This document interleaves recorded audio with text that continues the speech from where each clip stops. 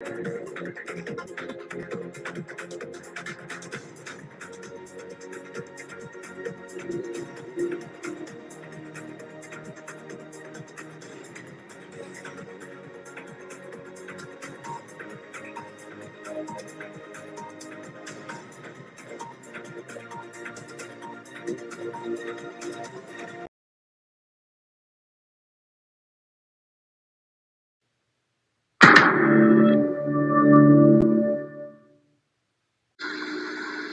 not come. I'm gonna come.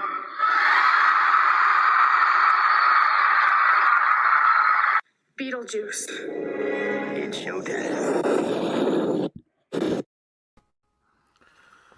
Welcome, everybody. I'm actually on time. Can you believe that? What a night.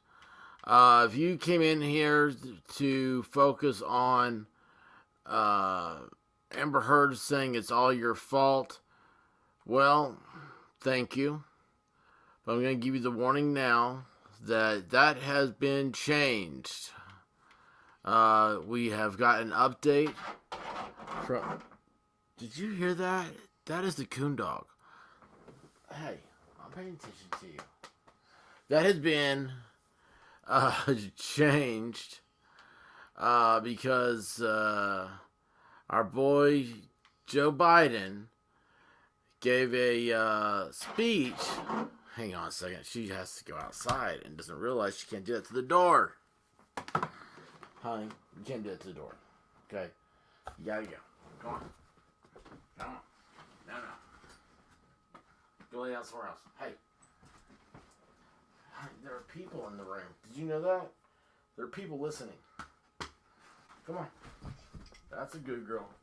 I know. Go on. Go. Get.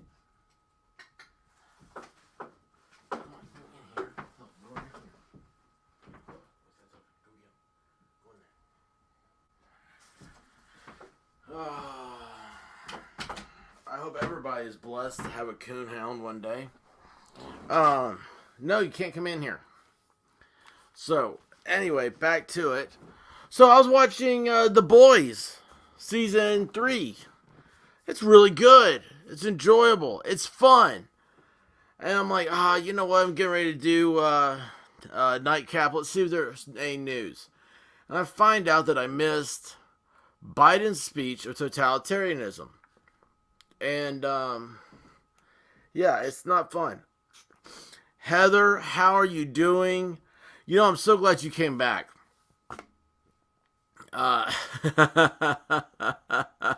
ID Crisis, you make me laugh.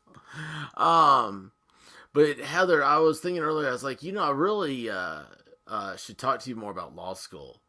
But we'll do that later. Whenever you have time. You know where I am. I spend all my hours here. But anyway, no, it's I don't know, I feel like everybody who's going through the process needs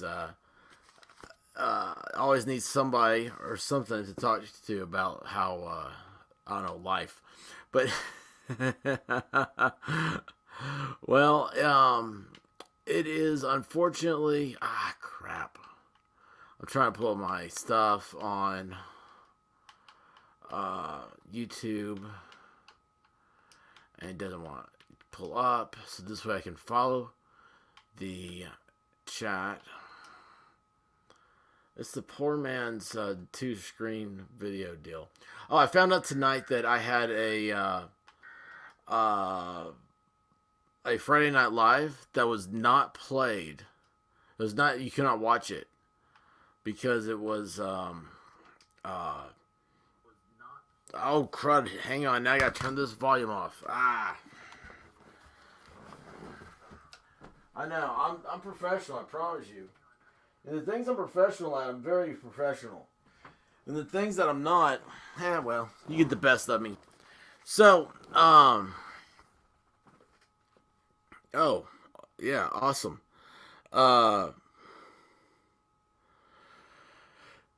What was I talking about? Oh, yeah. So, anyway, I was going to say about how Amber Heard is blaming me for everything. And then there's some stuff on the Uh, I saw a thing today about Ukraine, and Ukraine has changed. They're now having to uh, force the issue that they have like a symbol that was created by the Nazis. I don't even know if you're supposed to say that on the tubes.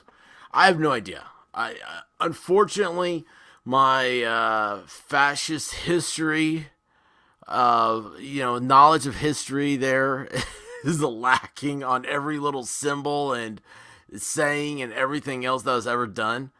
Um, it's so stupid. But anyway, the dude who's the Buffalo shooter happened to it's like the Black Sun or something like that they call it. It's just stupid looking. I thought it was like one of those mazes you get as a kid, where it's like you're sitting at the restaurant with your parents and they give you the kids menu and you have to go from one end to the other end of this maze. You draw it out. That's what it looks like to me. Anyway, it's the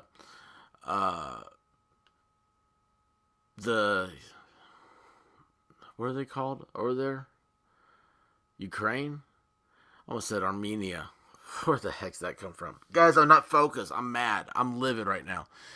So anyway, Ukraine, their military uses that same symbol because they're holdovers from they're very Reichish, if you know what I'm saying. And let's see here. Hang on a second. Do I just look you up, Heather? Is that how I do this? ID Crisis. His should be a link. He has. You're a mod, I believe, right? ID.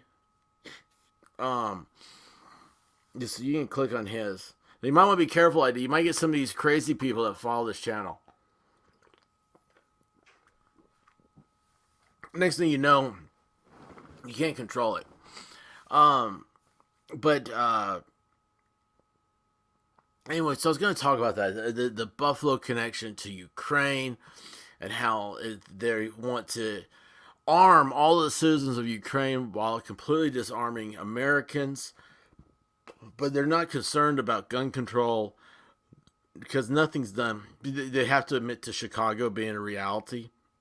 They have to admit that if you take like 9 cities out of the equation, America has like the least murders of any place in the world.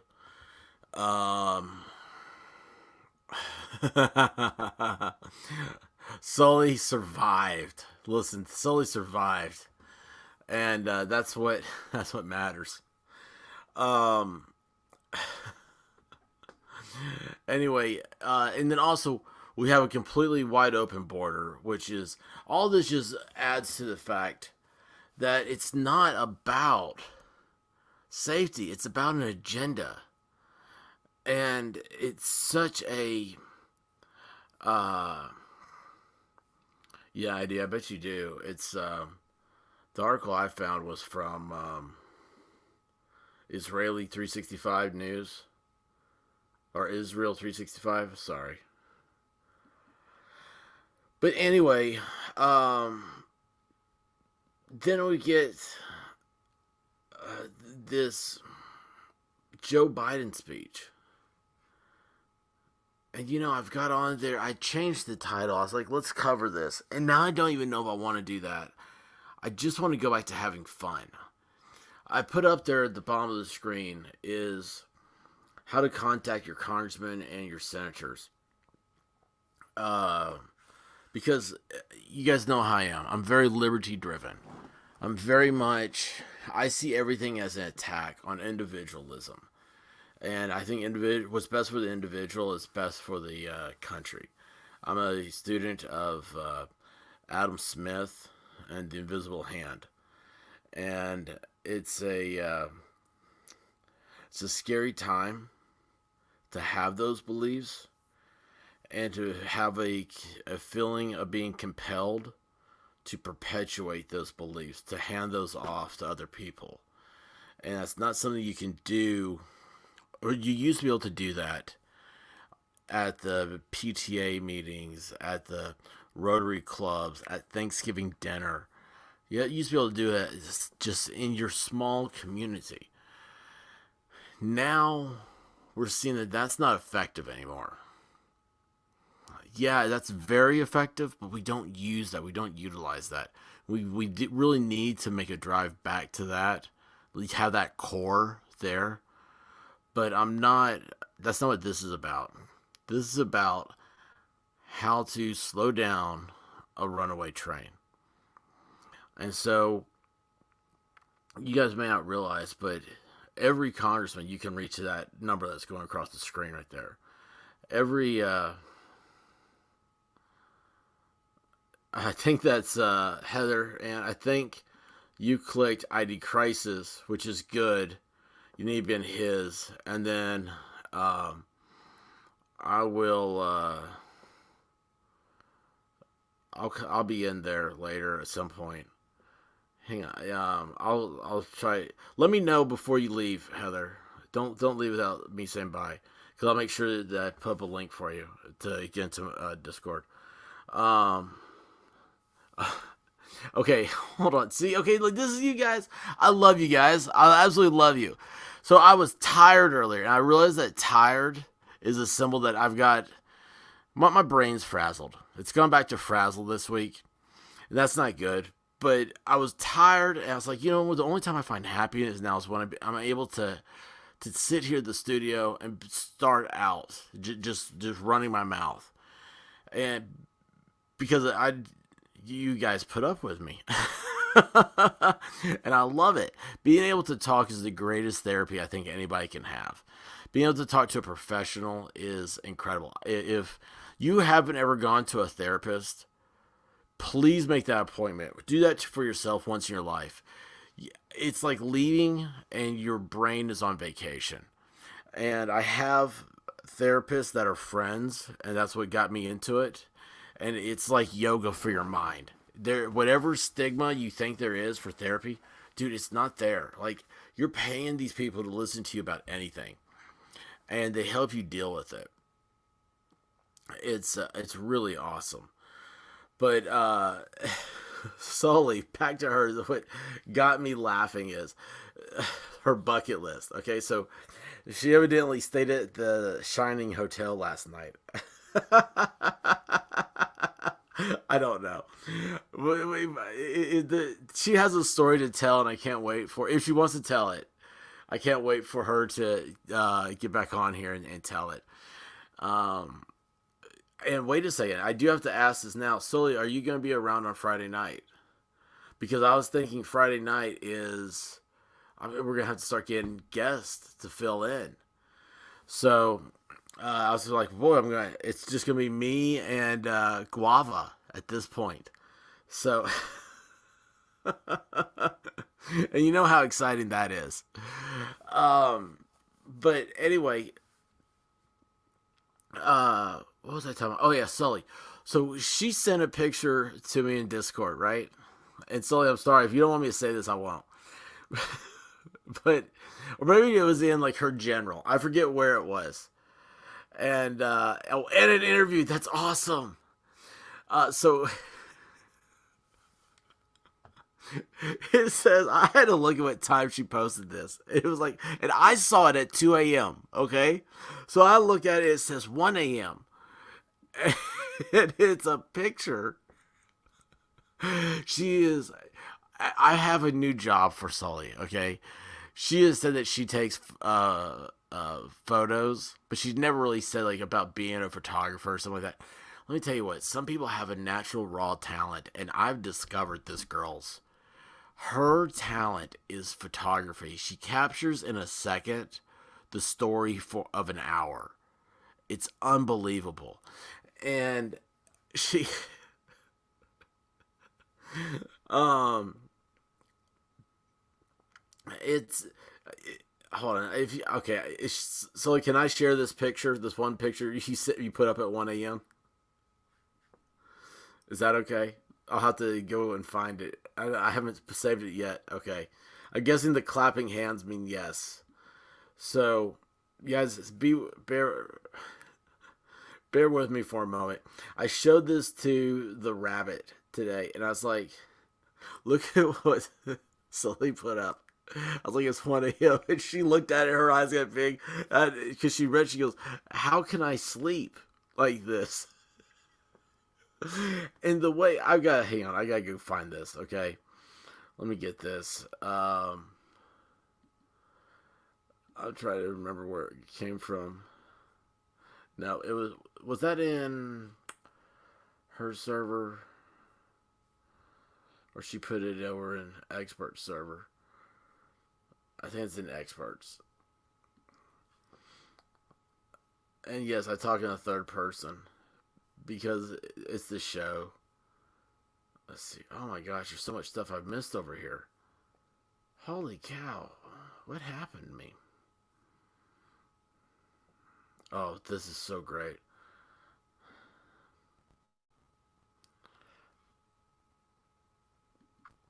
Oh, this is a huge picture.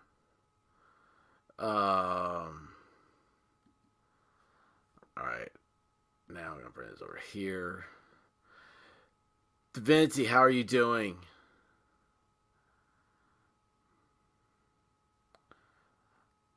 I love this. And by the way, guys, I absolutely love this. I love that you're driving and listening, hopefully through like Bluetooth through your stereo, your car stereo, whatever. Well, are they stereos? They're not, are they? Because there's so many stereos, two speakers.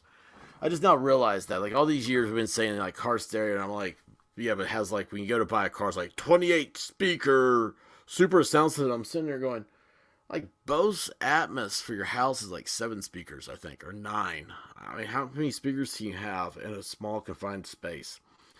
But I love that you're out. It's like a podcast type deal. Okay, let me see. You're going over here. By the way, Divinity, you put a. Oh, that's not what I meant to do. I saw your latest video. This girl is killing it, y'all. She's right there on the. If you ever want to understand the algorithm, which you still can't understand it, but she is riding it, and it's awesome. Okay. So Sully said, "This is the greatest thing." Hold on, let me see what she says again because I don't want to mess this up. Oh yeah, okay, great. This is awesome. Okay, now watch this. Boom. And she sent that. She said, "Why can't I sleep?" She put that up in Discord, right? Is that not crazy? ID crisis. Do I need to go to crime research? Oh, on mass shooting. Oh man, Vol Storm showed up to the party. Awesome.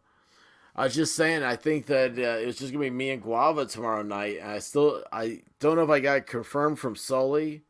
And I'm like, I think you're you got like a.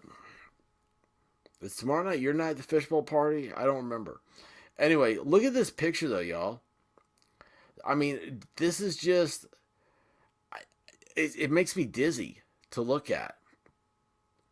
I mean, obviously, you see the antler chandelier, which is always. I mean, if you could get Swarovski crystal or antler chandelier, you got to go with the antlers, right? And you're right underneath a deer head that you don't know who hung that there. That's like, I mean, this sounds like a movie that's gonna fall, and you're gonna get impaled by the antlers. But this is what gets me is the lighting. Look at the shadows she gets on there. Is this not just incredible? I mean, like, there's no color in the. It's just it's shadows. Everything is a shadow here. I love that picture, and it freaks you out, and that's where I was like, that's awesome. ID Crisis has entered the chat. um, yeah. Da Vinci, I couldn't sleep with a deer head looking at me. That was from her pillow.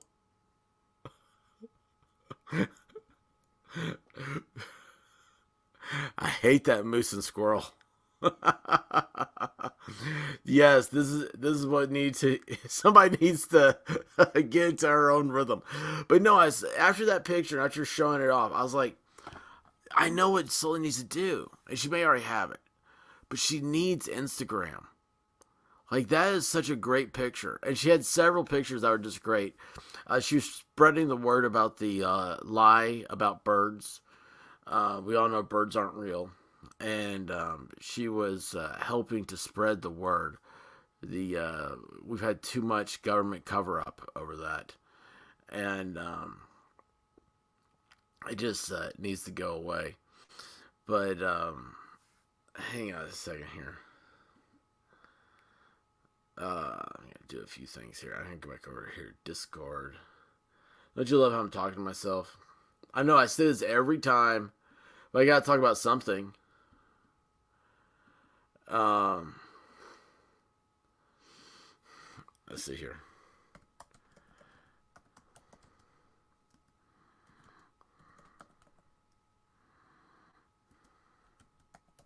You hear me typing?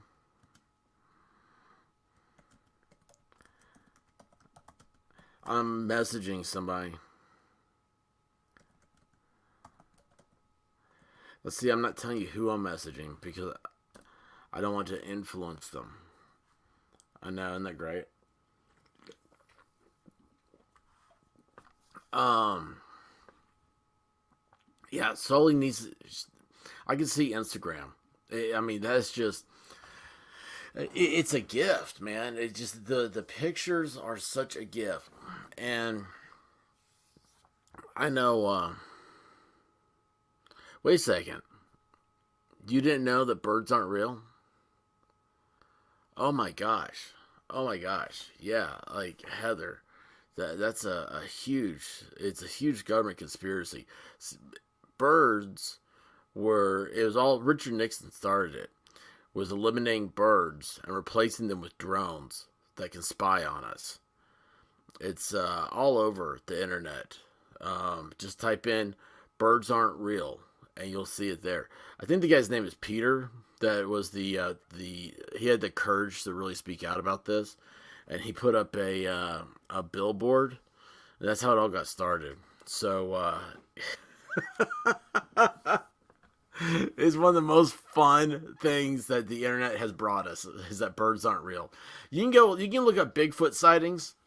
You got all these people, they're all serious. Look up the flat earth. Look that up. I mean, people are just they're rabid about it. But birds aren't real, man. It's just fun. I started to say that so much one time. I mean, I'm just in casual conversation. Like, there's a bird. I'm like, birds aren't real. And just going, and it's a shocker for people. Um, and it was like, I will gauge a conversation with somebody based on if, on like the flat earth. I know that sounds crazy, right? But people will jump in and they'll be like, somebody will say something about flat earth. I'm like, yeah, well, the earth is flat.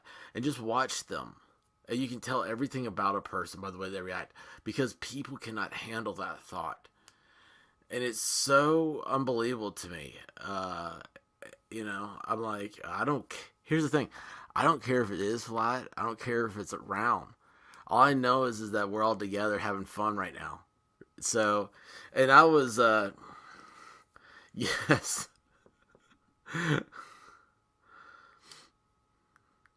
Yeah, that was a drive-by bombing. Yep, you're right. It bombed you. It's it's like exhaust for birds. They recharge. You ever see how birds are always like they're standing on power lines? You have whole flocks of them. That they're recharging their batteries. It's all on the internet. It just you just gotta look. Just don't ever put I don't know. I don't even know what not to put. But yeah, don't put Make sure safe search is on. That's what you need to do. Always make sure that your safe search is on. And then, I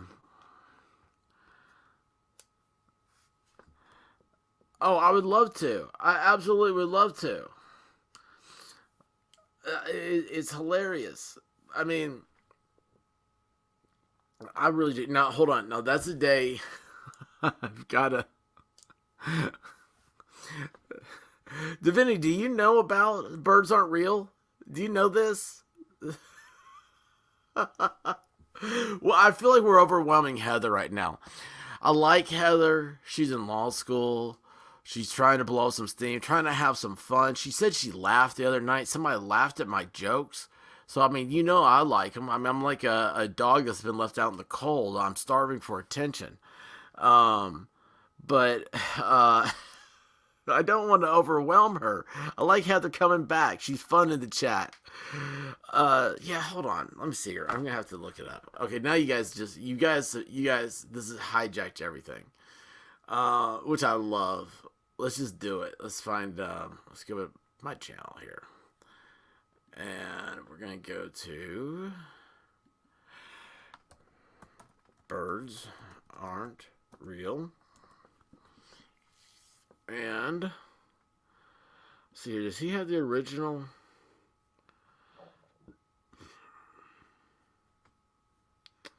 No, I don't think so.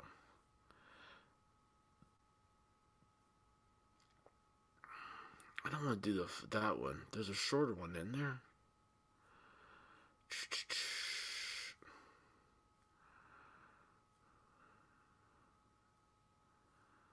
Maybe we'll have to do that one. Okay.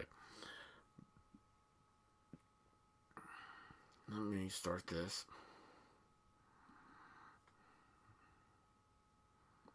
Now this is this their website?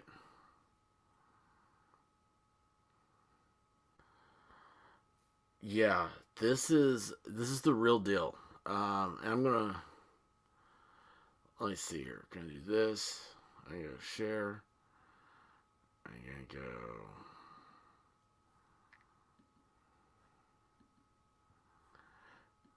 All right. Now this is a TV station in the Paris of the Mid-South, Memphis, Tennessee, and the REG. And they interviewed, let's do a little flippy floppy here. Is this, wait, where's my flip flopper? We're going to flip flop this, okay? So we're not showing anything copyrighted. This has been heavily edited. It's been flipped. And let's enlarge this a little bit. Now this is for Heather, y'all. I know y'all, you true believers have seen this several times. But we're just going to talk about this real quick because it's so much better than my original topic. And maybe Friday night, this will be in the topic headline. Birds aren't real. We need to get this out to as large of a population as we can. Everybody needs to understand what's going on. It's all the government, man. It's all the government. But see this billboard back here? Did you get that? Did you get all that? They killed 12 billion birds and replaced them with drones so they could film Peter. Oh wait, hold on. I got one more. This is the one I was actually looking for the first time. I consider myself to be an average American. I wake up in the morning, wash my car, and I have an avid disbelief in avian beings. Maybe you've seen. There you go. That's how that starts off. Did you catch that? I'm an average American. I wake up in the morning, I wash my car, and I have a disbelief of avian beings. It's so great. Heather, are you gone? Yeah. Yeah. This guy totally got airtime. It's like 5 minutes, 6 minutes, something like that. They did a article just recently about him in the New York Times, I think. He's finally gotten a YouTube channel. The dude, he's just he's a mad genius. He's a mad genius. It's an emoji discovery, I'm telling. Hang on.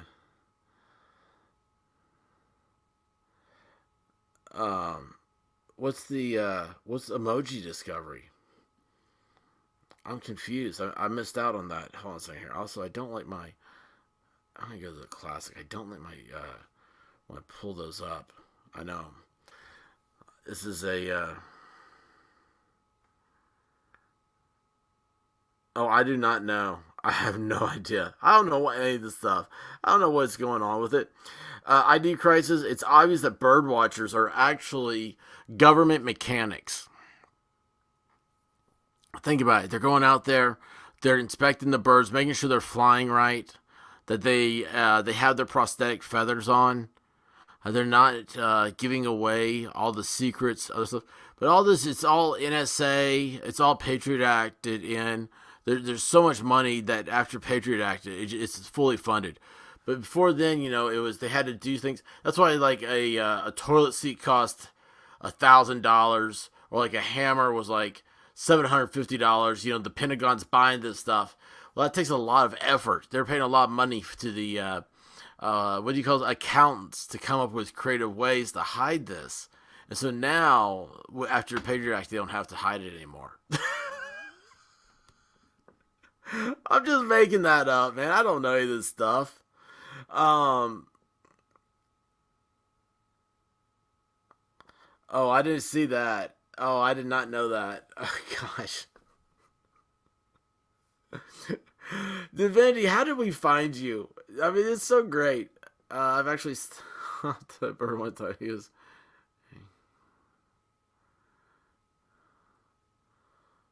Oh my gosh. Yeah, he needed a software update. He had a problem.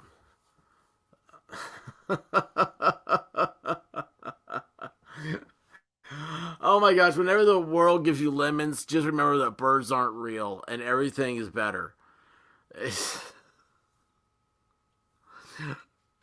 Oh, this is dangerous. This is dangerous. Cool Frog's gonna get the cool head from that. I'm telling you, him in shirts, and so they're they have an awesome thing going on, and I'm afraid to say too much, but everybody should check them out. That's what you need to do. You need to go check them out, and they just got cool stuff over there. That's why it's Cool Frog, right? Cool Frog in the gang, but yeah, shirts is next level. It's where I don't know how he. It's like he gets plugged into a computer at night and downloads stuff. Like the Matrix, he has like a jack in the back of his head. He can just download everything into his brain. But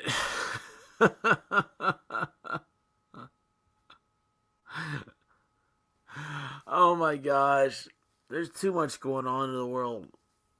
There's too much to even think about. I can't keep up with it all. Tomorrow night's gonna be fun. I need to cut loose. What's great about it, so Friday nights have become a staple of, everything rotates around it.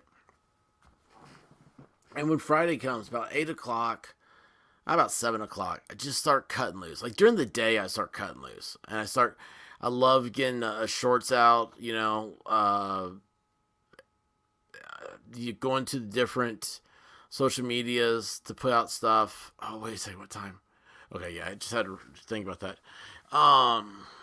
It's awesome.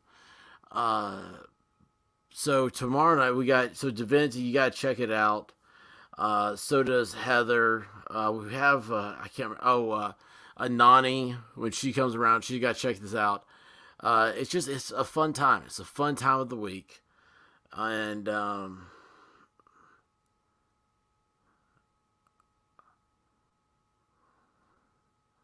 what? An emoji as if. Oh, duh.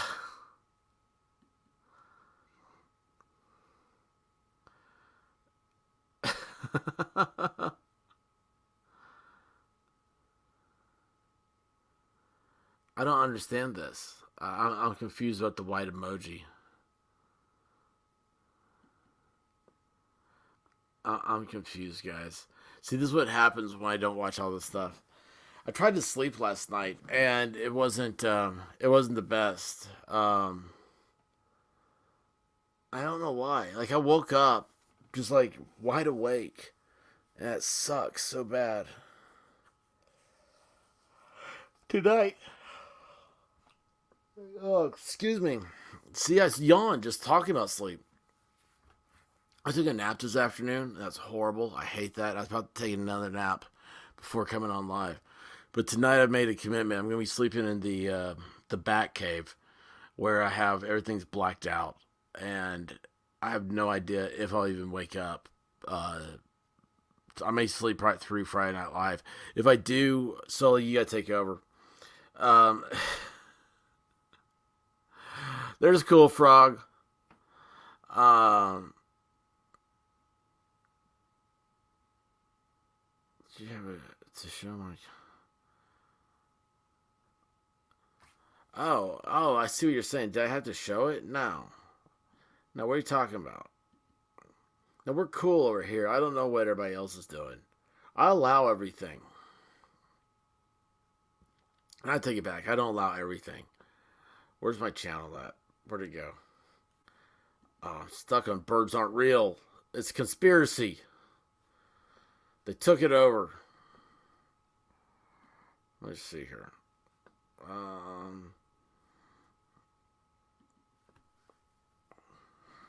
Let's see here. Take that down. Oh, I don't need to flip my own channel. That makes me drunk.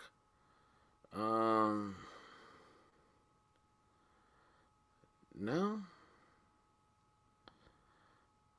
I don't see anybody.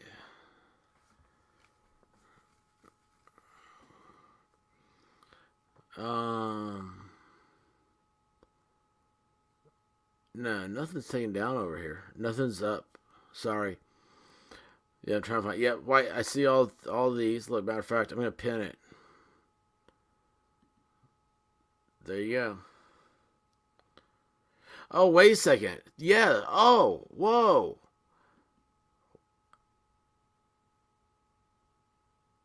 Yeah, the 3 white hearts. I had to show that. And it's funny is I pinned it. Yeah, that's a pinned message. That's weird.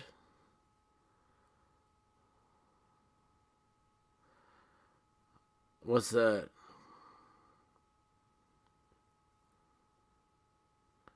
Uh-oh, Heather, just fast forward. Fast forward, Heather. Somebody, oh wait, I can do that. Hang on. Fast forward to live. Oh wait, hang on a second here.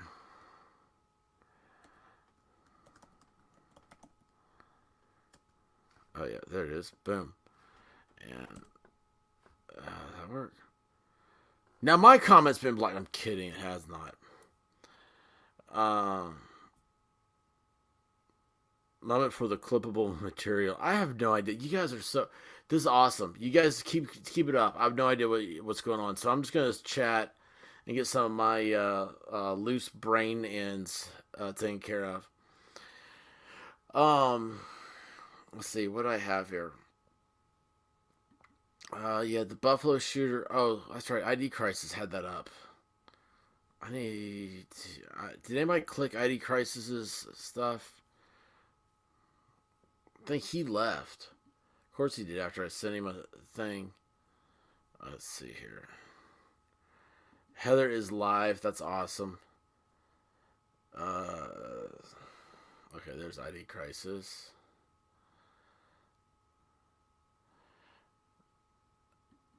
Okay, so did I tell you guys what happened last Friday? I had the rabbit. She was waiting to come in, and I didn't see her in the what do you call it, the backstage? Because I'm sure I was talking about something. And all right, good. ID. Oops, hang on, that's not it. ID's still here. Uh, a salute, huh? No, Heather's live. She's up to date. You guys you have 3 conversations going on. I can't keep up with them. That's fine. That's fine. Don't try to bring me up to date. I'll catch up. What was I saying though about that? I don't know. Who knows? Oh yeah, I didn't go back. I didn't get ID Crisis links, so I'll have to go back after this is over with and look at it, unless he puts it in Discord. And then did I show you guys? Oh, that's gone, isn't it? Wait, what's that?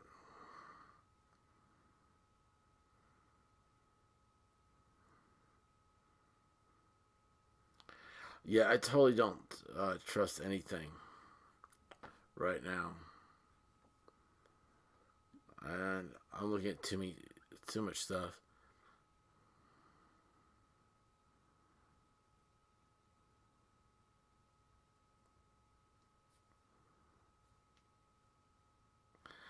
I am so confused. I thought you were going to talk about zombies when you said that. And the first thing I read was alive. I thought it said olive. Oh, gosh, man. You can tell I haven't got to do a martini lunch. And so now what am I thinking about? Olives. You know, it's been a week since I've been able to do a martini lunch. Golly. It's just sad. And happiness is melting away. No, we don't need happiness melting away. Happiness is great. We live on happiness. Happiness is the drug that fuels our system. It's because sadness sucks. I don't believe in it. Is that the septic guy? Oh,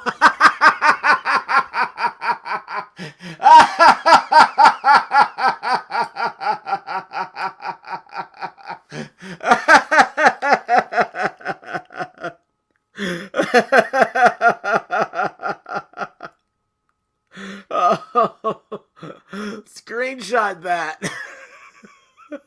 Isn't that the ID crisis?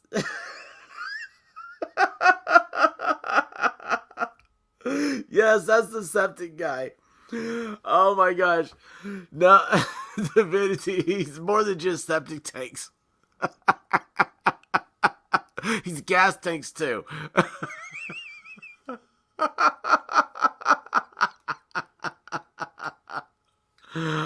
Oh my gosh, I needed that. That is awesome. That is so awesome. Oh my gosh, I'm crying. I really have tears. Oh my gosh.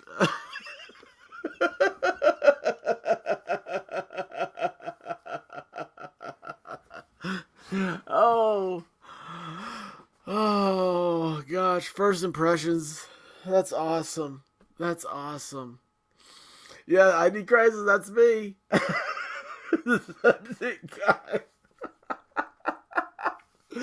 We were showering with him yesterday.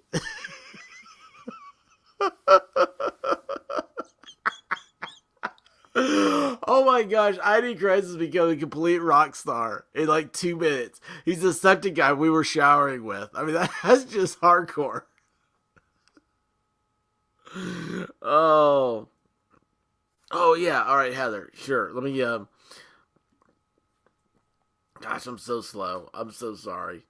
How do I do it? Wait a second, that's not it. No. Why am I never able to find my... Oh, that's it. Duh. I'm so stupid. Time. Wait. Invites. Duh.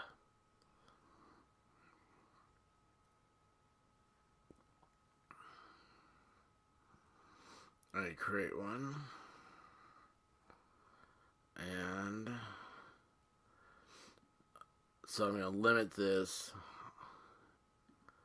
invite just so it doesn't get stuck up here. And as alright, there you go. And where is my There we are.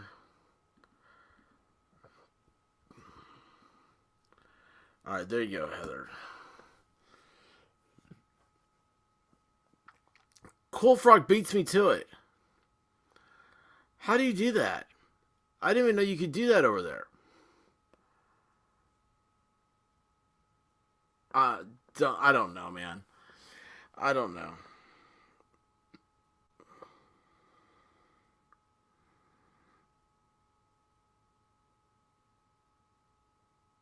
D- oh, this right here, Divinity. Hang on, I gotta go back to StreamYard. Yes. Yeah, I turned on I think I might have been at Sully's the other day, and I didn't know I was in her server. And I went over because I was trying to figure out how to do. You can do movies in Discord. And I forgot about. Like, I didn't check to see if I was back in my server. And I just went on and I hit, like, video, whatever. And I was like.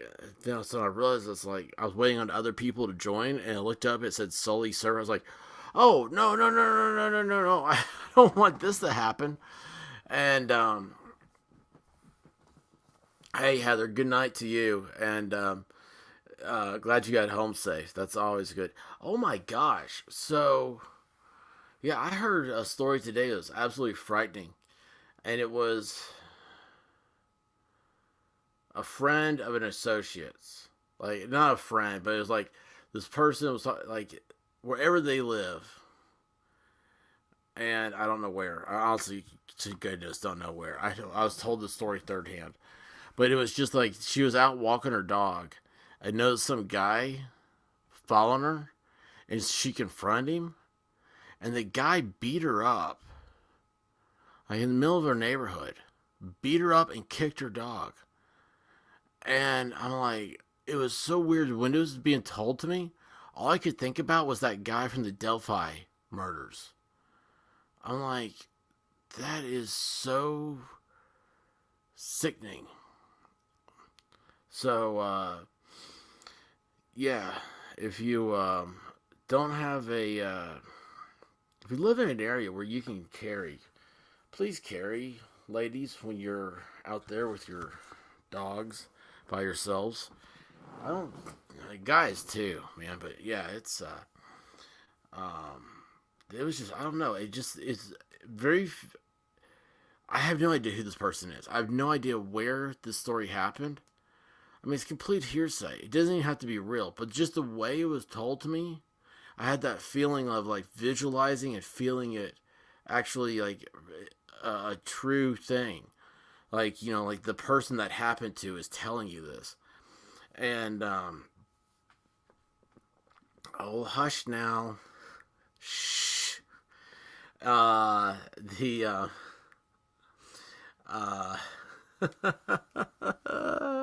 jeez Louise. So anyway, it just, I don't know, it was like, what is going on, man? That's just, it was,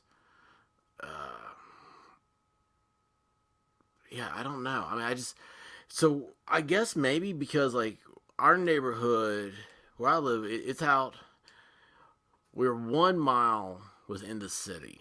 And when I say within the city, I'm talking about like it's one of those annex jobs where the city went way out along like every major road they could find and then took in the neighborhoods along those roads. But I mean, there are deer that have run through the neighborhood. I haven't seen it, but a neighbor's seen a bear come through. Yeah, it's weird. Very, very real. I mean, it's Christmas time in the South when you Christmas afternoon, you hear gunshots. It's like, oh, somebody got a new gun for Christmas. And, yeah, so I mean, like, we're kind of like out there in the country. And we've had the weirdest thing. I saw this chick one day, and she was barefoot, walking along the sidewalk before you get to my neighborhood. And I just had this weird feeling about it. I was like, where is she going? Because that sidewalk is ending soon. And it ends at the front of my neighborhood. So this chick had made it past where the sidewalk stops. All right. So there's two entrances to the neighborhood. It stops at the first entrance. No more sidewalk because it was when the place was built. That was still county. So no more sidewalks. And then I'm outside, and I think I washed the car that day or something. Well, like every American, I woke up, I washed the car, and I look up, and here's that chick. When I say that chick, first of all, she's barefoot. You can tell her feet are real dirty. She has that stringy blonde hair. She's wearing the tank top with no bra, and it's just like anorexic looking skinny. If you've not seen a meth tweaker, this was a meth tweaker. And I'm like, you just don't belong here. Where are you going? And she's on her cell phone. And so she walked into the neighborhood. She walked right past my house. I'm like, oh, that's weird. So I told the missus. And she's a firecracker. That's all I'm going to say. She is a firecracker. And she goes, where'd this girl go? So she gets the blue tick. And both my bitches I go walking in that direction. And she comes back. She's like, it's the weirdest thing. This chick's down there on a neighbor's front porch talking on the phone. So I was like, okay, I gotta see this. We're gonna go back, but this time we're gonna drive. And she's gonna video it because if something happens, we're gonna have videotape of this thing. But it's the weirdest thing seeing somebody where you're just like, that person doesn't belong in this neighborhood. You can just tell they're up to no good. And I don't know. It was not. It was. We go down, come back, and when I say go down, come back, we're talking about 6 houses away, 5 houses away. Maybe I don't know. But I'm still outside after coming back. It's like maybe an hour goes by. I'm outside, and here she comes walking back down the neighborhood. And I'm like, that is just the weirdest thing. Never saw her again or anything. Now, I heard the rumors that people that at the very beginning from the neighborhood have had problems like that. I've got a neighbor down there, though, that he would make sure there's no problems like that. It's weird. The front of the neighborhood, there's some just we're not going to put up with that stuff type of people. So that's good. But anyway, yeah, this is the first time I've ever seen it. And that's the same thing that reminds me. It's just like, don't go out at night just thinking I live in a safe place. Because a safe place is where you've got your guard down. That's like the Buffalo stuff, man. That dude, he came wheeling up there and he comes jumping out of his car, and the first people took hits. I'm like, oh my gosh, you have no idea. You're not thinking to yourself. Somebody comes rolling up, you need to dodge. Maybe it's because I have cop buddies. And if you're ever around cops, they look weird at everything. They're checking everything out all the time. And I don't know. I think that's just, I don't know. It's something I just have. I'm always doing. And you know what's funny? Situational awareness escapes me all the time. So it's just, you just need to be safe out there, guys. Yeah. It always starts with, this sort of thing doesn't happen here. It doesn't happen at a place like this. Yeah, absolutely. Divinity's absolutely right. It's just, I don't know, just weird, awful stuff. But man, you guys, you know what? I was just looking. I didn't change what was scrolling at the bottom. You guys have made me feel so much better. I'm so glad the chat came in tonight. I didn't want to go over that stupid press conference, but I know that we're all under attack now, and this is just the first thing. I mean, come on. I wish I'd been on YouTube 2 years ago. when the lockdowns happen. I'm not a fan of the way those happened, and I'm more than a little disappointed at how willing everybody was to do it. It seemed like it was very patriotic and stuff. Everybody felt good about things. And then a lot of stuff happened afterwards and made people feel worse. It was funny. Here you were in your house trying to stop the spread of a deadly disease while monsters were out there burning down your city. I mean, it was just, I don't know, crazy times. Oh, yeah, Divinity, yes. Yes. Biden gave a 45-minute speech about banning everything, and Pelosi's all for it. And I'm sitting here going, you guys won't even protect the border. You give no confidence in anybody. You wanted to fund police, and then you want to take away everybody's right to defend themselves. It's a multi-billion-dollar sport because people find so much enjoyment in it, recreational wise. So I mean, it's so many levels. It's such an entrenched part of America, but you want to destroy Americana, a part of Americana, and all because what's the end game? You're not concerned about 19 kids dying. Let me tell you what, over 1 million soldiers have died in war to defend your constitutional rights. Doesn't mean, 20, 30, 40, whatever. Doesn't mean that it's time to evacuate and get rid of the Constitution. I mean, that's such a small number. 100,000, or is it 400,000 people die a year from smoking still? Smoking cigarettes. 400,000 people die a year. When we started this whole thing with, it was Corona, it's like, we can't let anybody die. And it's like, when did this start?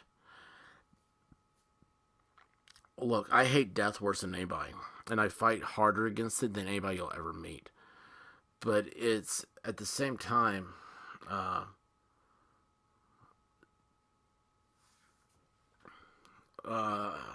you talking about the one I sent to you in Discord? It's still there. It should be in your look under your private messages.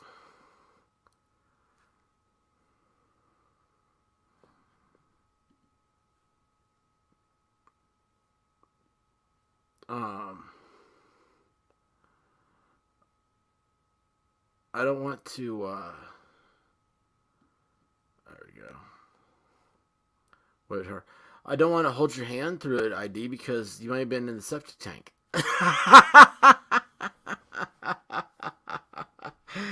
I'm kidding. Hang on a second. Let's do it again, man. Let me do this again. We go, Discord. Here. And here, and go. Boom. Alright, it's a direct message to you.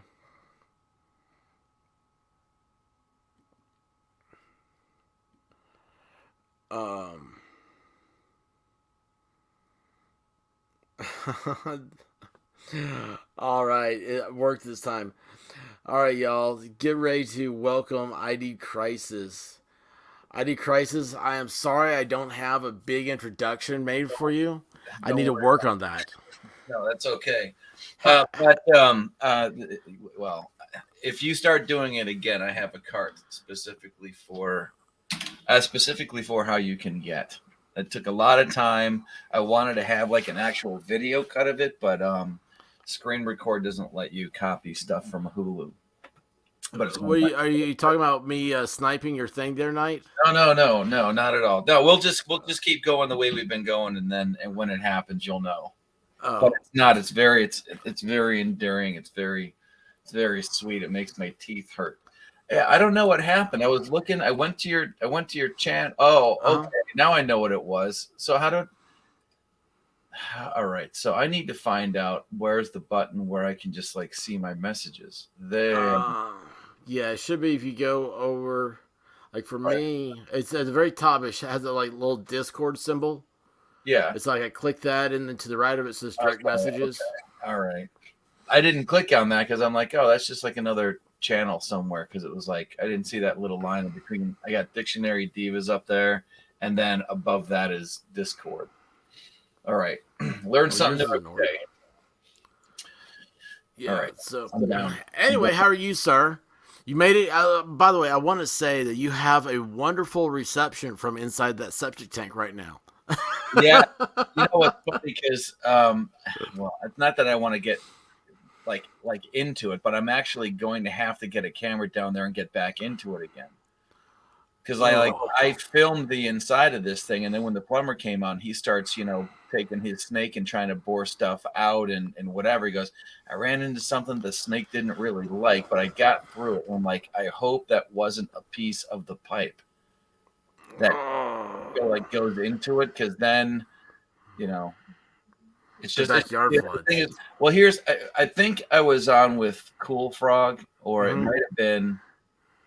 it might have been a different like another like an indie artist or something like that. They just they leave the channel open and he throws wrenches out to everybody.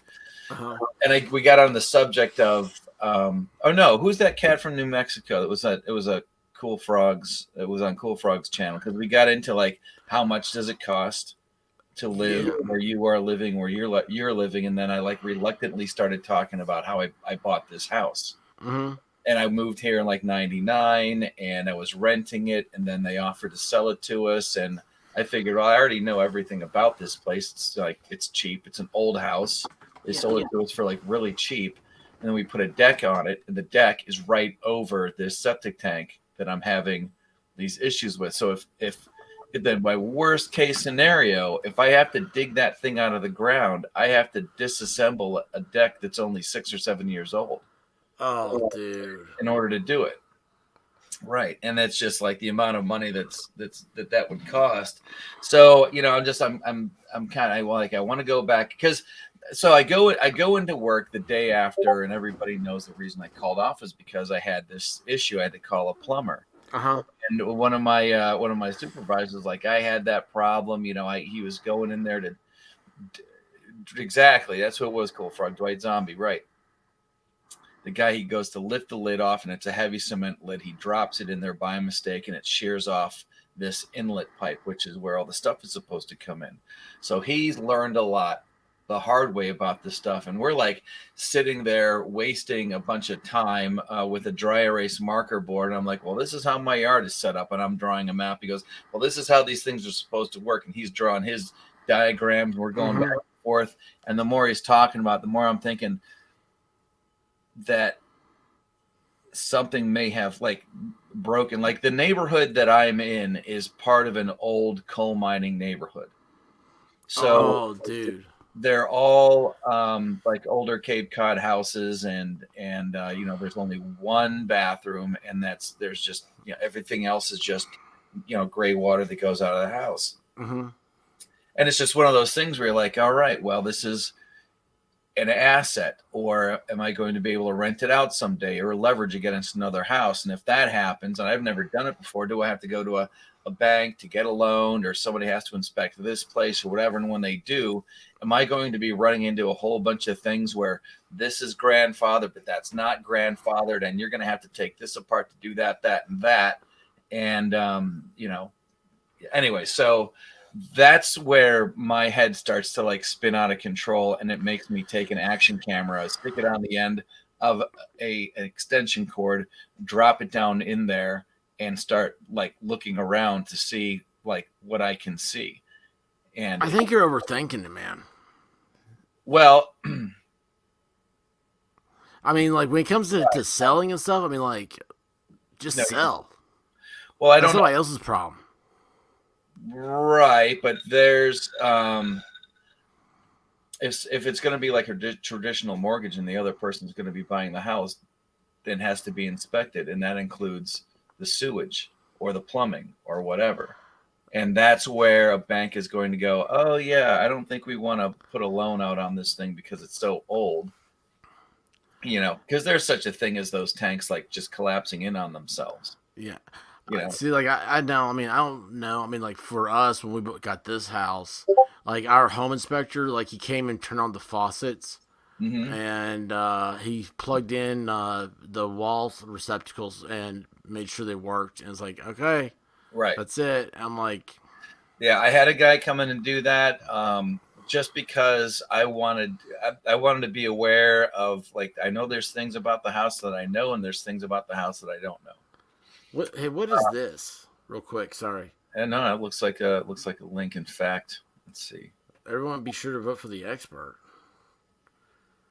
Oh, I am not doing a naked stream yet. Or I might be right now. You don't know. It's your poll. Oh no, POLL. Never mind. I thought he was getting, POLE. Right. So, anyways, we don't have to talk about my shit. No, literally. Yeah. Well, I mean, it's interesting to me. It's something that it's one of those things where it's better to have bad news than it is to not know what's going on.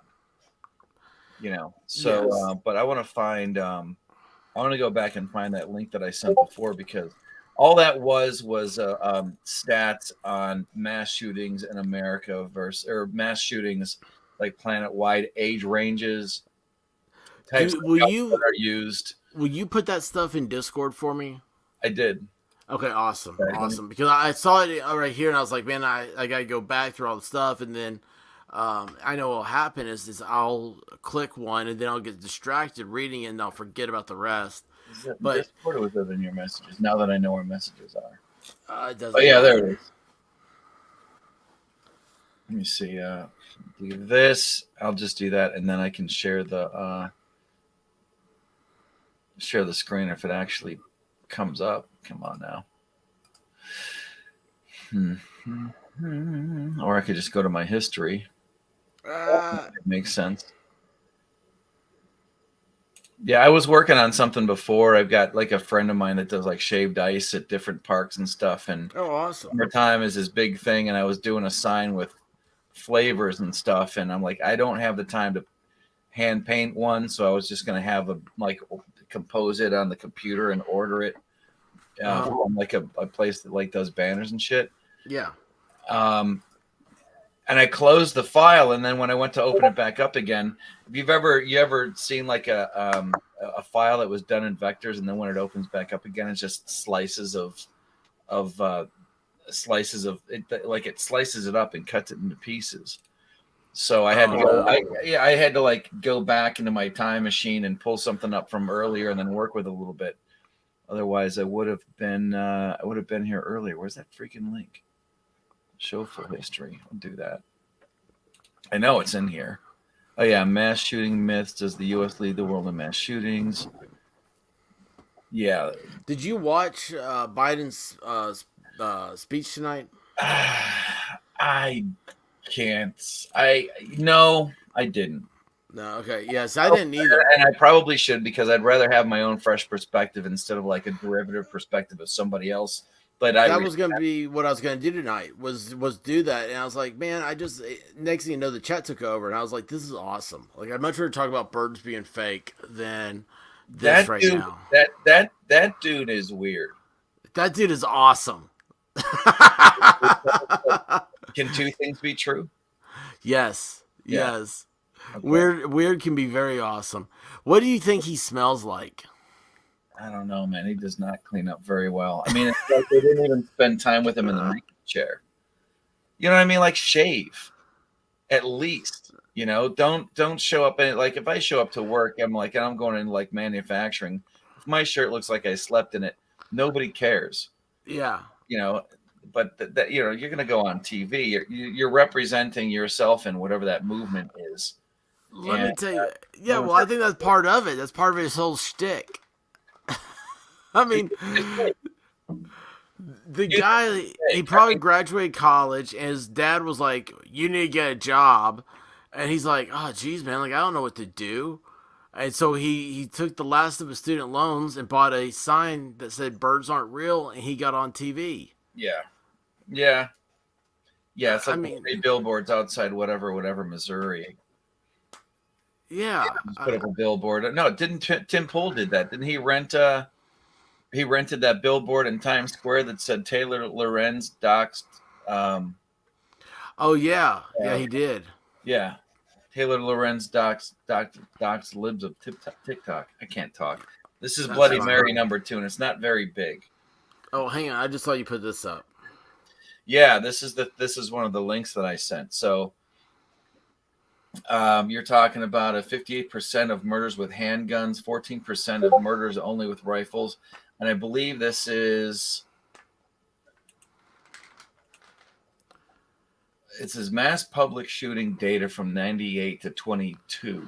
Yeah, But so I don't know that I want to say that it's worldwide, but I can't for sure. well, right away you have to remember it says because anything like this, it's like a detail for me I'm always missing, and that's why I'm glad to this. I was thinking of, okay, wait a second here, that can't be right. Where it said 14% with rifles, and then I was like, oh, this is shootings, so this is with guns. What the different things were used? Yeah, handguns are overwhelmingly done. Well, yeah, because they're concealable, whether they're legal or they're not. When you see when you see some like gangbanger turn that 9mm sideways, Yeah. and shoot at it because it looks cool, not because he knows how to aim. Yeah. Yeah, you can't tuck it. You can't tuck an AR-15 inside your jacket very easily. Even in the Terminator, when Kyle Reese shows up, he goes to that sporting goods store. The first thing he does is turn that shotgun into a sawed-off shotgun. Yeah. Yeah. Well, but here's the thing. It's the politics of it is that it's not about whatever they're saying. The thing is about it's total confiscation, because they're not going to stop with AR-15s. They're an easy target because to them they look the scariest, and then they look at the stats and they know, oh well, if handguns are the top tool used for committing murder, then it is obviously because they're the top gun that everybody has. Well, yeah, But because if rifles are the smallest, then they think the rifles will be the easiest to ban first. This is a firearms version of the PMRC. What's PMRC? Okay, the PMRC was the Tipper Gore's little group with her and her moms that wanted to put warning labels on the music, which all it did was make that music more sought after because it was labeled as explicit. Yes. Right. Yes. Megadeth has a really good song on that one called Hook and Mouth. That was off of the So Far So Good So What album. One of my favorites. It's an awesome record. Well, then they go down here, mass public shootings in gun-free zones, right here, 96% versus 4%. So again, when you put a label on something like the PMRC label, or like the AR-15s are cool label, or AR-15s are bad, or whatever, okay, this is what you get, is basically putting a target on that building. It's a school. Yeah. It's a soft target. But see, all that's, and we don't have time to do it, especially, but facts don't matter anymore. That's the sad thing with this. No, people are placing way too much weight upon what something feels like, something emotional, without ever once stopping to think, especially when you go into schools. I don't know about you, expert, but I never had to go to school to learn how to feel something. I knew how to feel stuff ever since I was hungry for the first time in my life. I had to learn how to feel cheerleaders. Feel emotions. I'm still trying to learn how to feel women's emotions. I'm still there. Oh no! I just meant feeling them, like, with my hands. Yeah. I'll feel you, but I don't. You don't feel me that way. Right.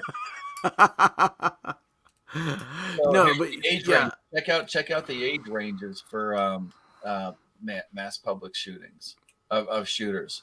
They're going to be and Dave it's Mamet did a really good essay on this, which is, why do we see these?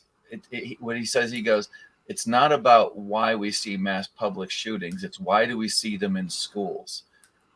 Schools are supposed to be the places that you go to learn the tools so that you can actually contend with the world when you're done, and when you leave there, that you can actually live on your own.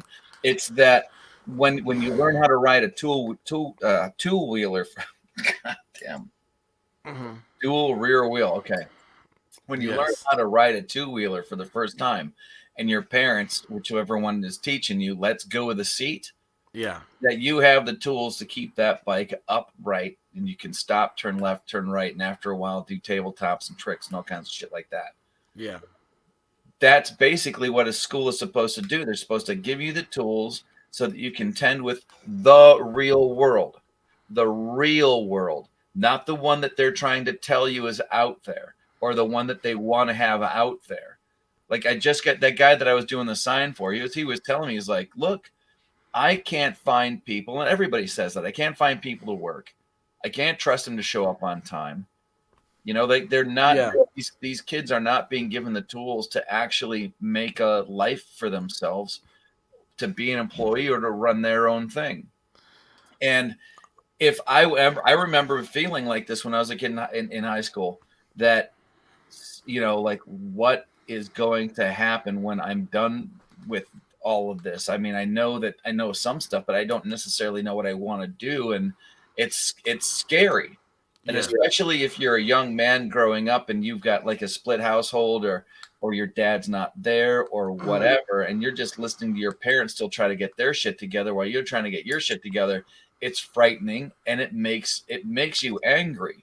Yeah. So yeah, you've got 21 to 25-year-olds taking up like 20%, and then where's the next age range? Midlife crisis. I mean, look at them right here. This is young men, and then men who have probably been put through the ringer of whatever this reality is supposed to be. Yeah. Mass. Dude, there's so many statistics on all this stuff, and it's but here's the thing. Nobody takes this and has ever tried to apply it to how can we help people? Like there's suicide prevention lines. That's a good idea. Maybe there ought to be like, hey, don't kill somebody. Talk to us. Yeah, you might get a lot of stupid calls, but I mean, who knows? But also, with all this, we don't know that another shooting's ever going to happen at school. Well, no. Well, that's the difference between us and the left. The left. That's the point I'm trying to get out. Is like we've got to act now and use their tactics. We got to stop using our tactics. What I mean is, like, you're just being honest with yourself that you don't know what's going to happen next. Liberals actually believe that they think they know what's going to happen next. They think a crystal ball works. Yes. They think they know what you're thinking. Yeah. And then they also discredit you for your insights, where you think that, that A equals A. And they'll be like, well, there's no way that you could possibly know that because you're not a mind reader. Where that's actually what they do all the time. How about this one? Let's see here. I got to blow this back up. Gender demographics of mass public shooters, 97% male, 1% female. Right, because when you neglect boys and you don't teach them how to become men, because you actually have to do that. Yeah. You know what I mean? You do. I mean, I've had one of each. Now, I've been very lucky. My son actually listened to the shit that I said to him. That's awesome. Yeah, but, here we go. Angry white men. But I like the way they go, like white excluding Middle Eastern. Why? If this is a worldwide thing, if they're doing some sort of a racial demographic, I'd like to know why when they say, because what is there? Indian, American, Hispanic, Middle Eastern. Okay, so right here, 8%. So if you said white, it was actually more like what, 63? Is that what that would be? Yeah. Yeah. And then, but that's basically, that's what it was. And then I clicked on this. Well worth watching, claims the U.S. leads world in mass shootings are based on one bunk study. John Lott Jr. is the guy that was doing. Lot is awesome. Yeah, he's the one that was doing. I think that's the one that you were thinking about, because as soon as you mentioned, I'm like, oh yeah, I just read that the other day. There's a great YouTube channel, a doctor. I think his name is Steve Turley. He's from around Pennsylvania. My brother in Atlanta sent me the link because, he used to live here too. He's always curious about, like, how are the Steelers doing? What are your politics up there versus down here in Georgia? And I subbed immediately. This guy, he's Did you say Steve Turley? I think his name is Steve Turley. Dr. Steve Turley? Yeah. Is that what it is? He has a goatee? Yeah, he's like he's red hair. Yeah, that guy's awesome. Yeah, right. So, anyways, that's I can tell we're losing them over here. Look at this. TGTIF. Thank goodness tomorrow it's Friday. Oh, thank God tomorrow's Friday. Yeah. Yes. Well, in less than 6 minutes, brother. Yeah. Oh, hey, by the way, Cool Frog usually goes on at midnight, so if everybody wants to jump off here and go to Cool Frog, I completely understand. But this is just, for me, it's a, you know how I am, man. I'm a big liberty person, and I don't like this. It's like this. Fuck is what I'm thinking. Fuck is what I'm thinking. What's that from? The Fly. I've never seen that.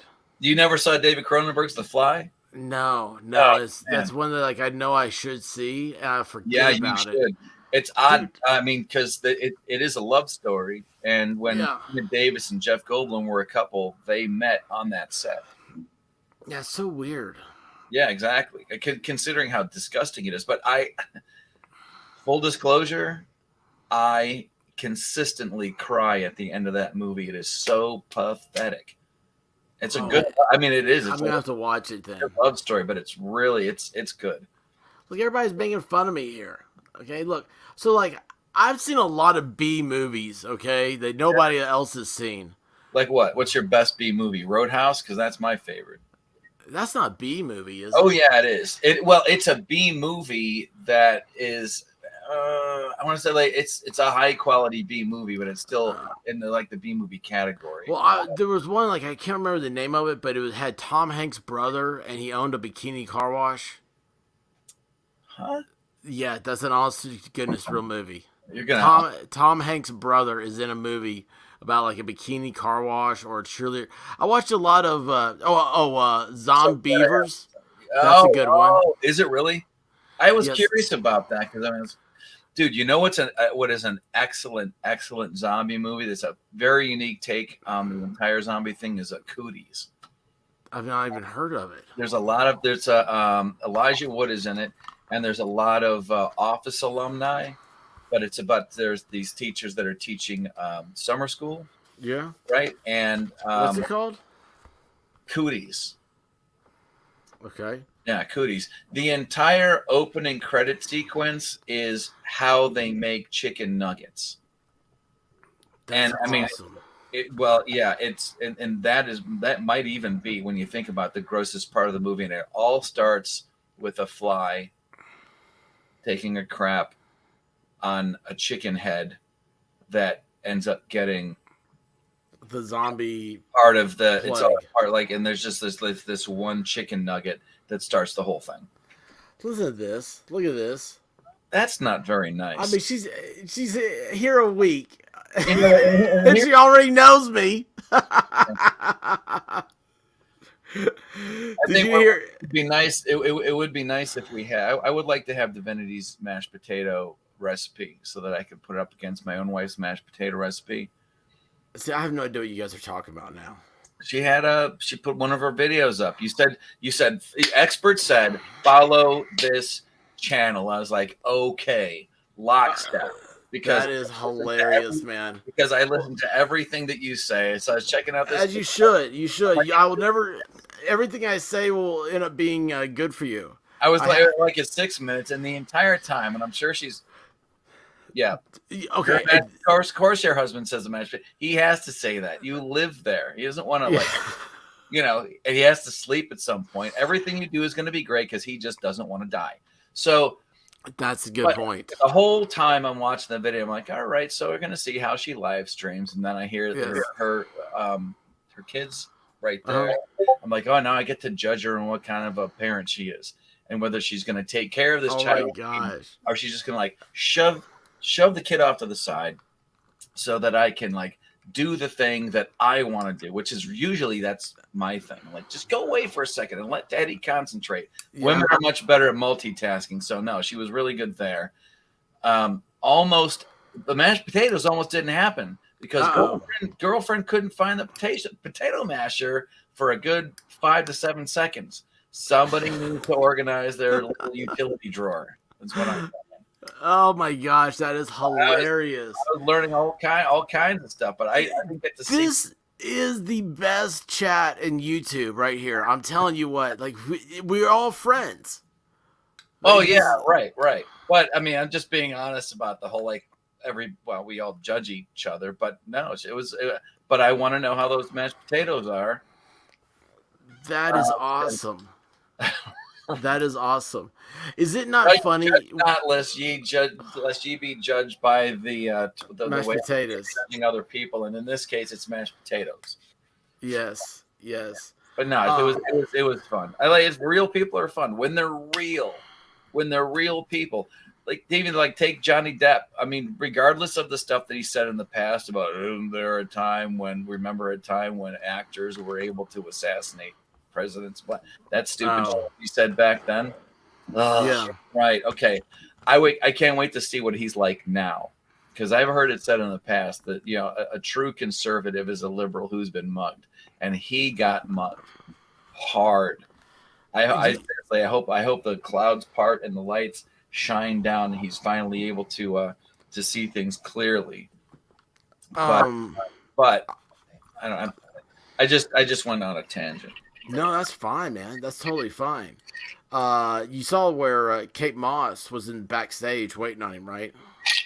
My daughter was telling me about it. It's funny because she wasn't following it as much as I was, but she was following the parts that interested her. Yes, that's what everybody does. Right. So when we were talking about it, I had to pick her up from a graduation. She went to see her friends graduate, and on the way back, I had to get some of those like doggy breath mint things because the dog wasn't eating right. So I threw some tuna fish in with his food. And oh my God, this dog's breath was peeling the paint off my walls, brother. I was like, I have got to get something Oh my gosh. Well, no, it's even worse. You put yourself in these situations, man. It's even worse than that. Okay, so this because the last time I was up listening to you, it might even happen tomorrow. I usually get up at 6. I should be in the shower right now. Well, lucky you. So, because I don't want to snore, I sleep with one of those mouthpieces things that kind of it kicks your jaw out so that you don't snore as much. I have no idea what you're talking about. Does it work? I think so. Okay. But here's the thing: the last dog that I had, I lost some of them because I would forget. I would leave it on the nightstand, and then it would get eaten. But awesome. I got really good discipline. I'd stick it in a glass with some water and some mouthwash and stuff so that it would be like nice and fresh and whatever. Well, I got up late. I was in a hurry. I left it on the nightstand. When I came home, I saw these white bits of plastic on the carpet, and I couldn't figure out where they were from until I went to go to bed.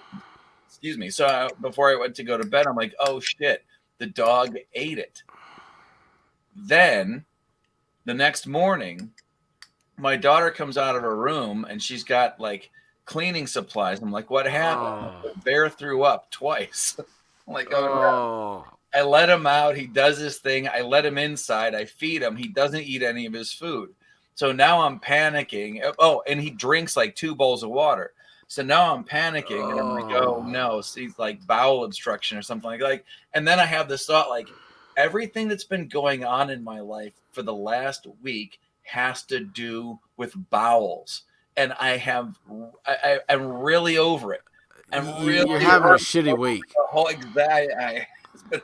It's been a shitty week, and it's cost a lot of money. So I'm like, I'm not going to take the dog to the vet yet because that is, oh my God, it's going to cost like so much money. blah blah blah. But you know how it is when you get onto WebMD and you're like, Yeah. cancer. It's just something else. Well, you know, it's funny. Talking about dogs, my the coonhound, she can eat anything, and I've never seen a dog like this. But she's thrown up once, and that was within maybe the last year, which really was kind of like, I mean, you talk about it was like 24-hour eyes on her because we're like, you've never thrown up. Like, what's going on here? And it's just a little bit of phlegm, and she was eating grass. Now, her stomach, she gets an upset stomach, and she like cries and cries and cries, and she eats grass like a cow. I mean, just like she just goes for it. Now we have the Pepto. We were told Pepto Bismol tablets. Those are safe to give. You know, all stuff. So you know, we give her that, but and she has really bad allergies. She'll get she's like me. She gets allergies. We get them at the same time. But and like that will upset her stomach. But the one thing that gets her is if she doesn't eat her dog food on a schedule. And it was let's see, what was that? It was one day this week. I forget what it was. And anyway, she missed like breakfast or missed dinner, I think is what it was. We had to go away. Something happened. And she didn't get to eat. So that next morning, she was sick. Or like that night, I think maybe we got back. You could tell she went outside and eat grass. We're like, you have to eat your regular food. And once she finally got her regular food down, she was normal. But it's the weirdest thing. Dogs and their digestive systems, each one's different. Yeah, oh yeah, yeah. And it's just, it's so weird. Yeah, that's But no, they haven't eaten my my mouth brace. You know, anything to avoid a CPAP machine. Yeah, I'm that way. I'm trying to. That's why I was. I've been through 3 of them. Like it's like there's one of them is called Z Quiet. They send you 2 sizes. They both suck. I can't remember what the third one was called, but the one that I use is called a VitaSleep. You know, and you work it the same way that you would work a mouth guard in high school if you're playing football. You know, Yeah. you oil it, you let it cool off, then you fit it to your teeth, and then you can adjust it. And as far as I always forget to put the damn thing in, and I've had it for it's been like over a year. I always do that. I'll do that whole nightly routine. I go and brush my teeth, whatever, this, that, and the other, and then I'll go to bed. I'll get in bed, and then I'm like, fuck, and then get back out of bed, walk across. That's it every single time. I don't know what it is. You know, my problem is I'm jealous of people that can just go to bed. Like that's like I can't just go to bed. It's always I have to do something for it sucks. But I'm that same way. Like I'm supposed to go have that whole sleeping deal, you know, so I can have I know I have sleep apnea. I'm like I don't want to go do a test. I just don't want to go do that. I'm like, just give me a machine. I already know I have it. And then I'm like, my wife, she hates. She goes, I mean, I snore crazy, and then she's like, I don't want you having a machine either. So I'm like, it's like tonight I decided I'm gonna get a good night's sleep, so I'm gonna sleep in the bat cave, which is like all blacked out, soundproofing and everything. And I'm like, I'm gonna sleep as long as I can. Yeah. And if I miss everything tomorrow, that's fine with me. As long as I make Friday Night Live, that's all I care about. Priorities, brother. Yeah. But I'm like today, I fell asleep at what time was that? 4:30, I think. I slept like an hour, and then I almost fell asleep again before this thing. I was like, "There's something messed up with me." Yeah, there's unsolved stress. I still won't give myself 8 hours. I don't want to bother. There's other things I'd rather be doing. Oh, dude. Oh, Sully's the same way. We've had that exact same conversation. What you're saying, it's like I feel like I'm wasting time by sleeping. There's is it Edgar Allan Poe? Edgar Allan Poe. He says, "Sleep, how I loathe it. Those little slices of death." Oh yeah, I hate it, man. I absolutely hate it. Now, my wife, she could sleep 10 hours every night without skipping a beat. She loves sleep. I mean, I've watched her. She'll like fall asleep and like I know it totally sounds creepy. It's like, like if she takes a nap or something, it's like the lighting is coming into the room just perfect. I'm like, she looks like how you see like a baby sleeping. You're like, that looks so comfortable. That Yeah, you're looks like, so "What, joyful. bitch." Yeah, I know. And I'm like, God, Like, you suck. how do so I bad." do that? Yeah, I know. And then it's like, it's um, Well, our the DNA of our family has we're really good at growing a second chin. That's one of the things that'll press on your tongue if your head isn't pointed in the same the right way, and then shove it towards the back, whatever. My sister, she wears a CPAP. uh-huh. But and that's what what she said, that was after I started wearing that, I could feel that my brain was working better because I was actually getting oxygen. Oh man, if my brain had oxygen, who knows what would happen? I'd I, probably shut down the YouTube. I wouldn't be starting. I wouldn't be starting my sentences 5 times before I get to the middle of them. Yeah, but it's fun. I mean, It's fun to try, sure. dude, I speak your language. I understand what you're saying. So, like, when you say that you're restarting a sentence or something, I understand where you're coming from. I understand where it's going. It's Yeah. gonna be something good. We just gotta keep that thing going. Right. Us non-sleepers, we need to identify and realize that we're the super cool group that everybody else can't keep up with. And so we got to kind of like, rely on each other because we get around these lazy people that sleep all the time. It's that's the problem. Everybody else is just lazy. The struggle is real. All right. So, are you? I love this one. Yeah. How old is this B movie that you're talking about with the bikini car wash? Oh, it's old, man. Like, All okay, yeah, I went through a period where I tried to find American Bikini Car Wash. what is it?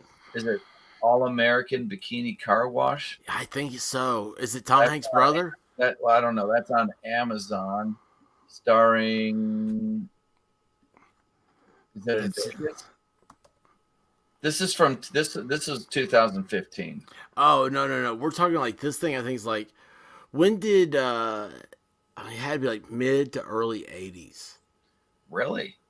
And Oh yeah, man. I've had a movie store that had a incredible. I think they got all their movies were like from Taiwan or something. They were all like worn out.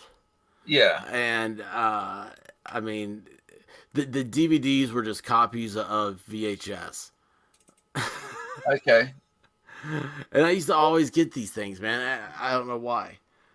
Not suitable for children. This is the Bikini Car Wash Company. That's 1992. I don't see cast and crew. I don't see any. Nope, there's no Hankses in there.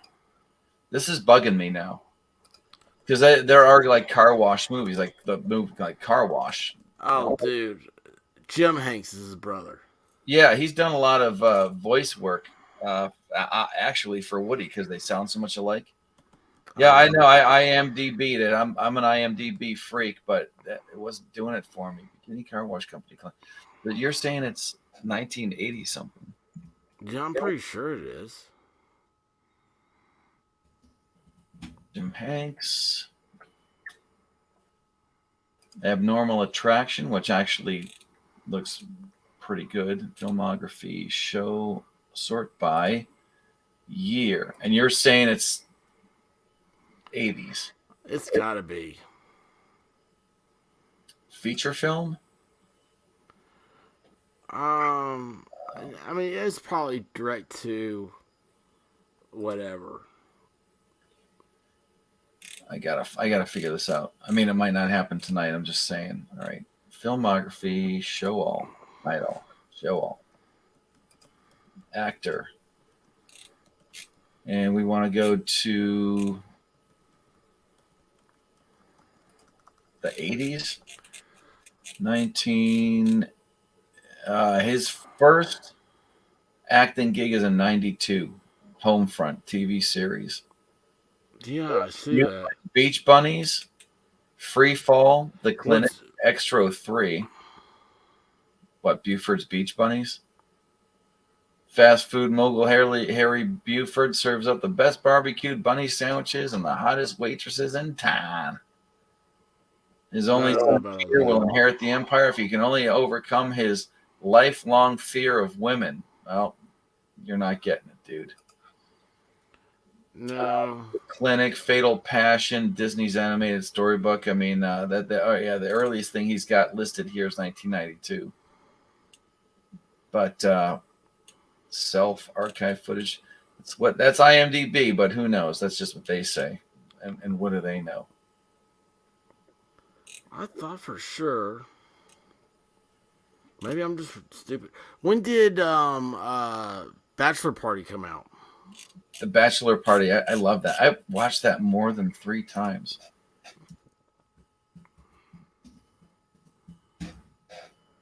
I 84. Yeah, it's like around then.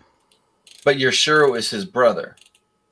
I think so. It might be. Oh my God. What? I was just watching Michael Clayton the other day, and one of the assholes in this movie was in Bachelor Party, Robert Prescott. I think he played he played the the blonde dude, the Aryan dude that was supposed to get Tawny Katane. You know, I don't know if I saw all Bachelor Party. There's another one like about the Red Shoe or something, and not Red Shoe Diaries. The man with one red shoe. If the shoe fits, beware it. Was the tagline.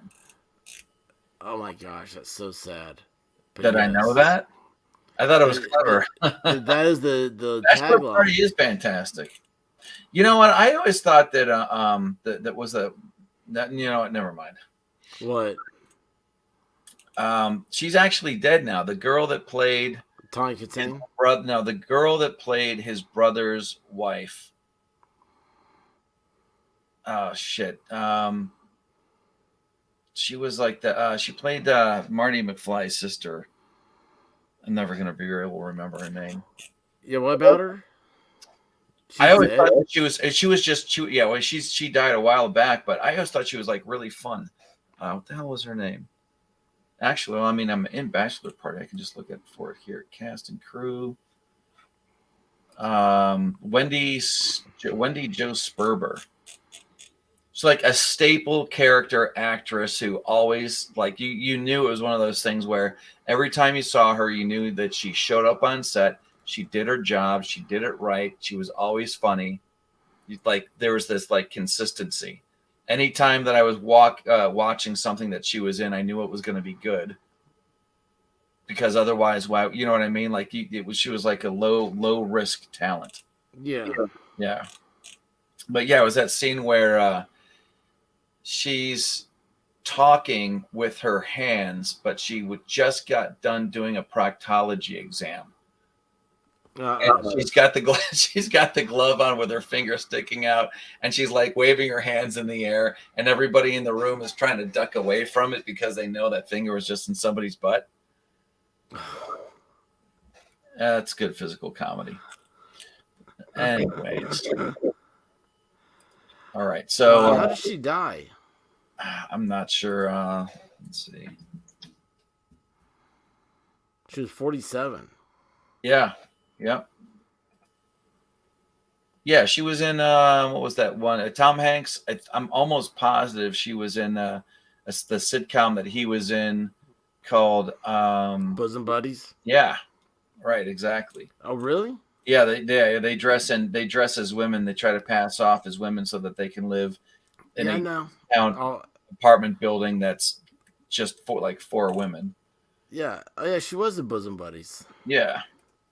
Yeah, she was. It's like an '80s kid thing. I recognize her in that. She was in Square Pegs with the guy that played Kirk's son in those 2 Star Trek movies. You talking about the guy that died? The guy from Con? Yeah, Merritt Buttrick. Yeah, they were in it's called Square Pegs. It's like hey, speaking of movies, and this reminds me of it because the guy who played Kirk's son. Oh, she was diagnosed with breast cancer. Still, man, 47's young. Yeah, I know. For breast cancer. My cousin, she passed away at 52 a because of that. Oh, dude, Well, that's- no, actually, no. Well, she beat that, and then it came back somewhere else. you know, you can tell we're not paying attention to the chat. Volstorm's got it. I know. He's always got But it. He's always they got it. probably all went off to watch Cool Frog because it's been 18 minutes since he's been on. In Oh, fact, yeah. what are you even doing here? I'm talking to you. I'm not even paying attention. What am I doing here? I don't know. You're talking to me. We're just talking about movies. We're doing that chat that we always talked about we're gonna do, but Right. we don't even need to do it anymore. We just need to splice every time we talk, and that is our movie talk. It's gonna be a movie thing. What was it you were saying though about? Let's see here. I think got me thinking about that. Oh yeah. So Kirk's son, Merritt that Buck- dude. So he died of like AIDS or something, Right. didn't he? Yes, Okay. So that was like, do what? probably. He was early Hollywood. He was like a party guy. It was everything about that was the AIDS thing. It just, that whole thing's weird. That whole time. There's a lot of course, the information that I get about what the homosexual lifestyle is like usually comes from pastors and but pastors who have John MacArthur is one of the if you want to listen to what a strong, like, knowledgeable Christian sounds like, that dude is a rock star. He's amazing. Well, But his church is in California, and he doesn't do any of this like pass the plate, speaking in tongues crap. Yeah. It is straight line. This is what it says. This is the historical thing. Yeah. Yada yada yada. But there are a lot of people who try to get away from the homosexual lifestyle that end up showing up at that church. that's funny. Yeah, exactly. Then that's his whole thing is that it's based on the stuff that he's heard, that because of all the relationships are so open, it's not just like That's the key, is the openness of the relationships, and I think that's what I watched this thing. It wasn't very long ago. it is. It's like on. There's a lot of leapfrogging that happens. Oh, I'll tell you what. Okay, and this is where I was going with this, and then we can go off and check out Cool Frog. It was about him because I think there was a connection at the time, maybe to Kevin Spacey, and whatever. I think so. I think there might be something like that, and that's what got into the whole, like, he was that lifestyle deal, and I didn't realize what was anything about this stuff, right? Right. But it's all about like the news reports and everything. Like when AIDS came about, it was a big deal about I mean, I guess it just sells papers, was the homosexual lifestyle thing. But he was like, I think he was just taken advantage of, really. And like, possible. and like he got into it. He got into drugs heavily.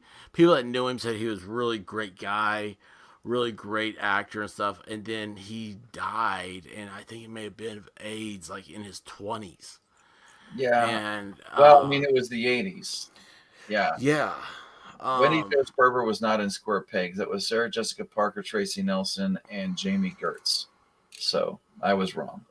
That's funny because I forgot you said Square Pegs. I'm like, I don't even know what that one is either. Aaron Butt Trick. His name was as Johnny Slash. In fact, the picture. That's a cool name. Yes, he was actually, and I remember him in that one episode of The Next Generation. Different character. So let's see. You see full bio. He Was this the guy who played Kirk's son? He died on March 17th, 1989. Dude, Yeah. that was a great year for movies. I just know Batman. Was that Predator? No. What? Batman came out that year. 89, yeah.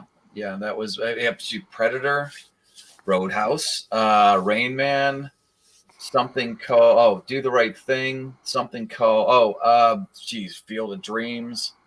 Oh wow. And this is just based on the stuff that I remember because I was working in a movie theater in 1989. They Live.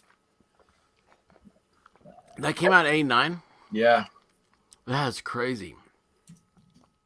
Yeah, like that would be like the time. Can you imagine a time where it's like every weekend you wanted to go see a new movie? I mean, could you imagine that now? Dude, yeah, I mean, it was like my favorite time was to go see a movie would have been the last matinee. Oh yeah, yeah. That was that's still me. What are you talking about? The last matinee was always the best because it was still daytime when you went in, and by the time it Yes, was done, it was nighttime when you came out. the last matinee is what I love, and because you come out and it's at that time where that's when I want dinner.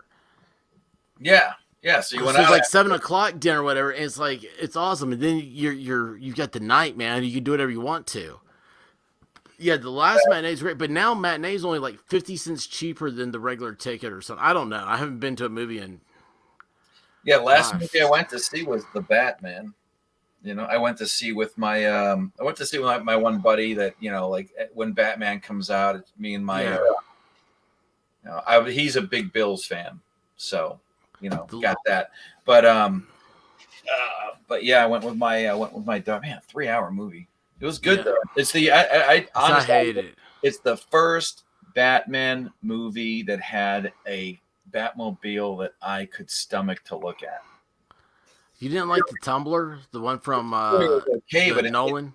the Tumbler was okay, and it made a lot of sense. But it didn't really have. It was very practical. It made a lot of sense to the story, but it had no style. And then everything Oh, they had was like, what's this big jet engine going down the middle of the thing, and the grappling hook that grabs onto the freaking light post so that it can make a hard 90. yeah, Come but on. that's Tim Burton. I know exactly. That's what. What Tim Burton What Tim Burton movie have you seen where you were watching it and somebody didn't have to tell you that it was a Tim Burton movie because they all look the same? Do you think Big Fish looks the same? I mean, didn't, you can. but yeah, the only one that actually didn't look the same was Planet of the Apes. Yeah, and I wish it did look more like Tim Burton. Somebody wasn't wearing a black and white striped something or other. I wish Johnny Depp came out in the middle of that movie and just started acting crazy. That would have been much better. Right. I Right. did not Well, like the Planet of the Apes by Tim Burton. Yeah, that was the thing that kind of bugged me. It was like he didn't know how to do reality. He can only do the thing that's going on in his mind, which is fine. And if it's marketable, then great. But there's those directors out there that know how to grow. And Steven Spielberg action movie has its hallmarks, but then he grows beyond what he used to do. And you do things when he does things like, did he finish AI? Yeah. He finished AI. And then Saving Private Ryan, Schindler's List. None of those movies look anything like the last one. There's almost no signature thing where you're like, when you're watching Jaws, when you're watching Raiders of the Lost Ark, when you're watching even something that he produced like Poltergeist or Gremlins or Goonies, even that you can still tell he's got that Spielberg fingerprint on it, and it's good for what those movies are. They're supposed to be that. But when they're not supposed to be that kind of movie, he doesn't try to make it look like that, and he doesn't suck at trying to make it not look like that. I just realized, again, this was not long ago, like probably like it was in the last year, that Steven Spielberg did not direct Goonies. Right. I thought he did. Right, because it felt like that. Yes. The producer has a lot of decision making. They do a lot of the decision making. So yeah. Which reminds me, Josh Brolin's in Goonies. Have you seen Outer Range? Not yet. Yes. Okay. I started to, and it already, like in the very beginning, it got weird for me, and I wasn't sure if I was going to like it. I'm on like the 5th episode. Yeah. Is it good?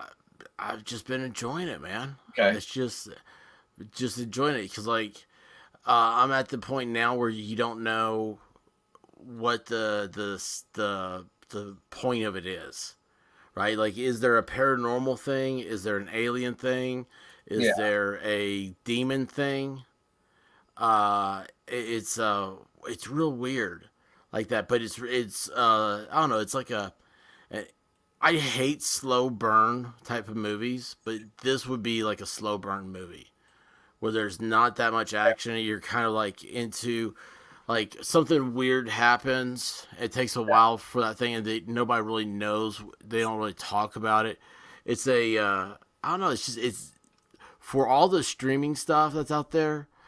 This is Well, they might different. they might be getting a hold of like the as soon as I saw it, I started thinking that they were trying to get on the coattails of something that was really popular, like Yellowstone.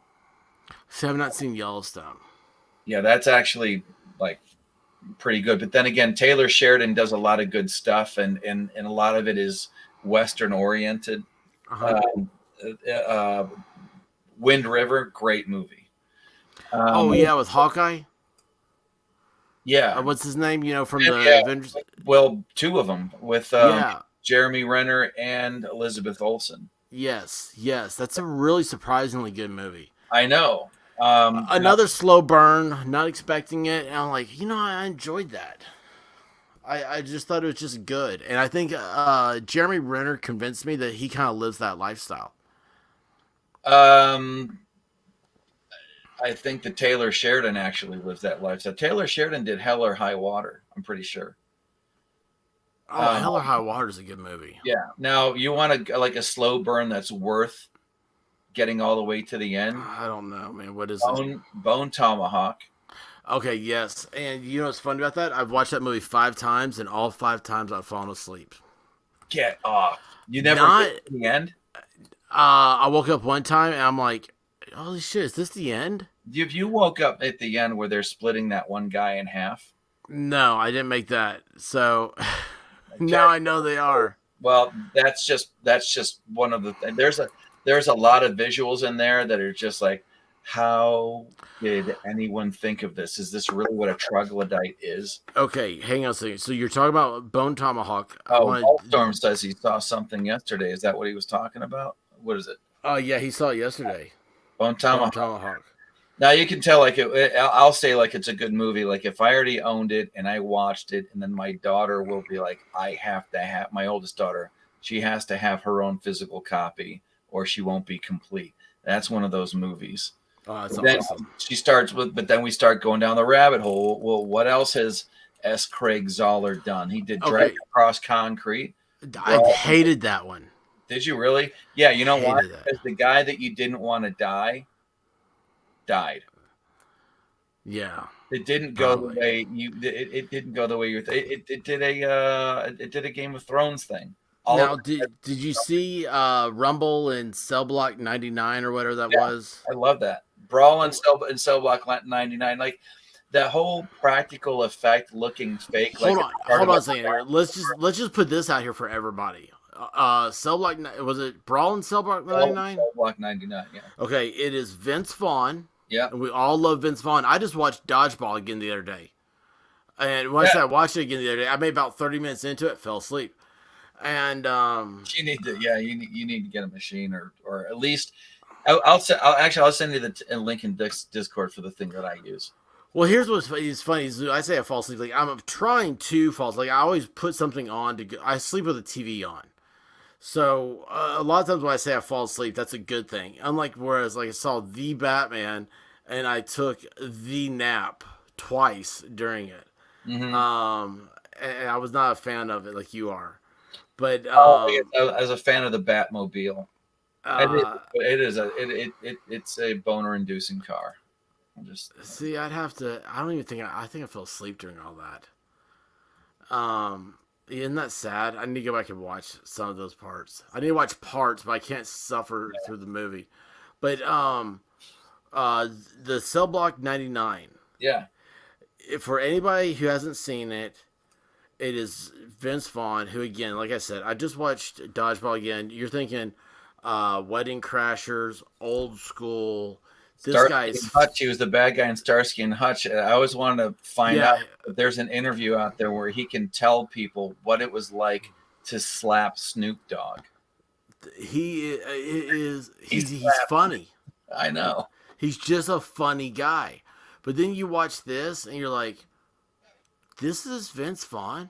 And I found out about it because I actually read it somewhere that it came up that Vince Vaughn should be nominated for an Academy Award for this new movie called Cell Block 99. I'm like, what is this? And then like I found it and I was like, okay, this is that movie that I heard about, and I watched it. And I was like, he should have been nominated for an Academy Award for that.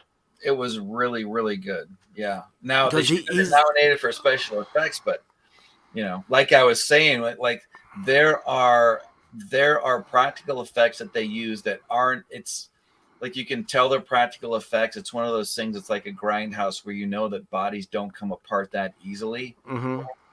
But like when he steps on that dude's face and grinds it into the floor, I'm like, oh man, I rewound that a couple of times because it was just like the edit was just perfect. Okay, let me ask you this. Did you ever subscribe to that guy, the Critical Drinker? I've seen his stuff. I don't know if I'm subscribed to him, but he just did a video about why modern movies suck, and it's on CGI. And it's like a 10-minute vid. You gotta watch this, man, because I want you to watch that and then tell me what you thought. Because when I was like, oh, I gotta tell ID Crisis about this. I was like, that is in the repertoire of things we need to go over for the movie night type deal. Well, actually, yeah, you're right. How about that? Yeah, subscribe. I'll hit the bell for there. I'm official Critical Drinker. Yeah, why modern movies suck. CGI overload. Yeah, watch that tonight, and you'll just be like, oh man, this is cool. You know what the thing is? It's not even that. It's not even the CGI is. They try to do it as good as they possibly can, but I honestly think it's something that you don't get in your lizard brain. Something beyond your. It's subconscious that you can tell that it's not real. Because there has been like bad CGI. When it's bad CGI, like if you ever watch The Last Starfighter, you know what you're going to get because you know it's early and the novelty is still there. I love The Last Starfighter. Right, but the acting is good, the story is good, and it's basically like some good Saturday morning fare. The Scorpion King, the Mummy Scorpion King. Yeah, I still can't figure out why they don't fix that.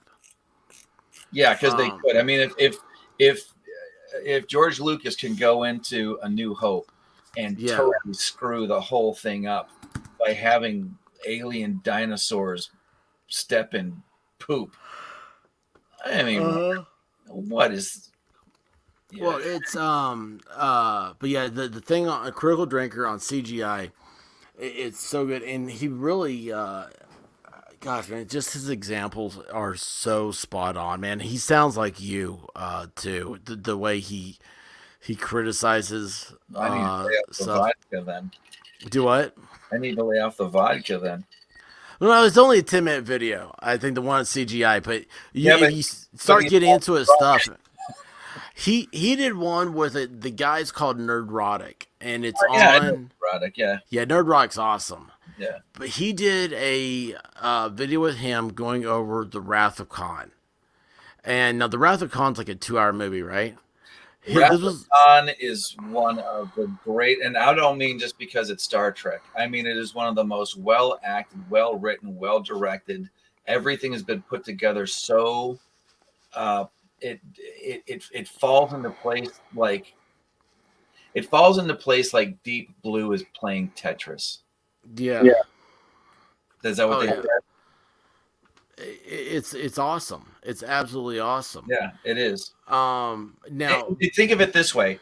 When I'm sorry, I keep interrupting you, but no. He's saying it's like, have you ever noticed like when somebody makes one of the best second efforts ever, that it far surpasses the first effort, they'll say that it is your quote Wrath of Khan. And that's what they're referring to. Like, that's awesome. The motion picture was a good movie, and it was a visually stunning, but it was too long.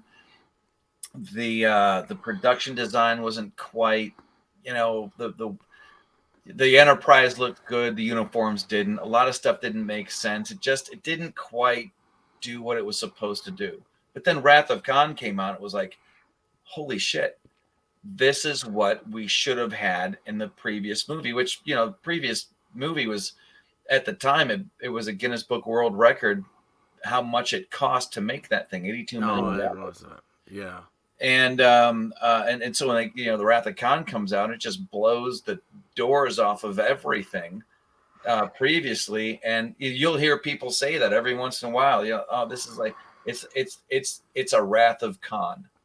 Okay, well then, one day when you're working on the shop and you need to listen to something, put on Critical Drinker and Nerdrotic. They do the Wrath of Khan. It's like 4 hours long. Like I listened to it mowing my parents' yard. So it was like 2 years ago, I think, maybe, it was a year ago, 2 years ago, something like that. Yeah. And I was like, and I came in late on it and made it just about to the end. I mean, it's really long, but I was like, this is one of the best. They don't vary, they don't deviate really. They stick on Wrath of Khan, talk about it. I'm like, oh wow, and they play it. It's like little pieces here and here, and it's like, oh, I really love it. How and you start seeing things. One of the things I love about talking about movies is seeing it through other people's eyes. Mm-hmm. You get it's not a fresh perspective, but it's like a different perspective. Maybe is what I'm thinking, or it's a new perspective. That'd be fresh, but it's just new. It's just a new point of view. Yeah.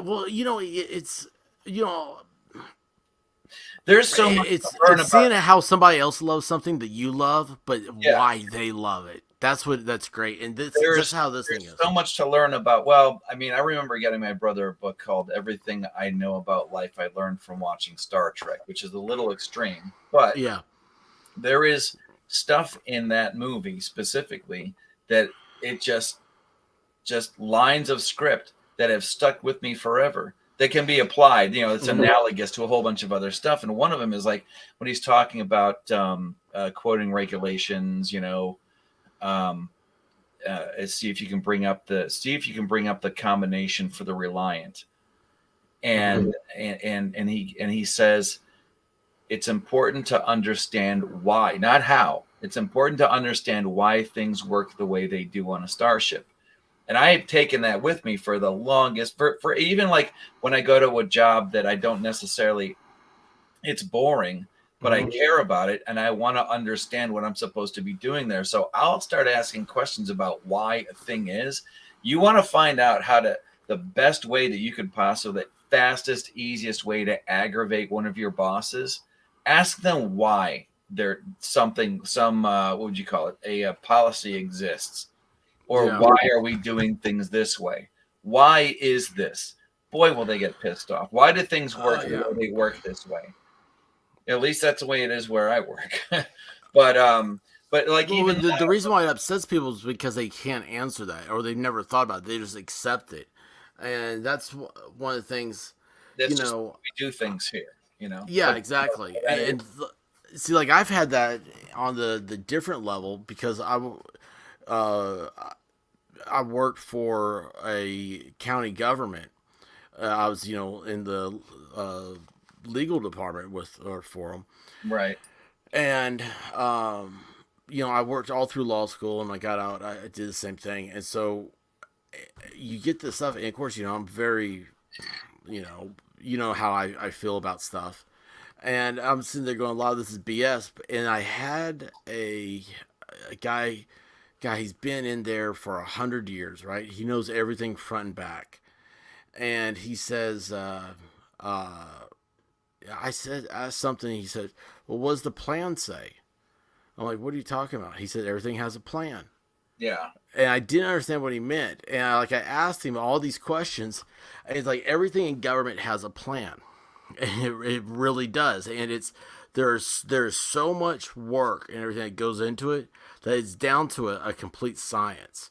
And it's hard to change the plan because by the time it's a published plan, it really is perfect. When you see all this paperwork and everything else, it all has a reason to be there. Right. But trying to explain that to somebody, and like me is trying to learn that, first of all, and then turning around trying to explain that. That's where I get that why problem. I'm like, oh my gosh. You have to want to know. Yeah. But you have to accept what you're told too. when you're watching David Lynch's version of Dune, Mm-hmm. and geez, I don't even know what Paul says. I don't know what he hears that makes him say, "I see the truth of it." Mm-hmm. But it's something like that. It's like somebody's giving him some piece of wisdom or something like that, and his position is one of those. He's going to be. He's the king's son. That's a lot of responsibility. But and I'm going to have to go watch it now. But there's this exchange that he has with one of the characters, and he says that he goes, I see the truth of it. I get it, and I don't just. It's like that word grok. The difference between I understand and I grok. Mm-hmm. You like what grok means. No. I understand because I've been through it. Oh. You know what I mean? Like if like you and I can grok pee standing up, and a woman Yeah. can't. Yeah.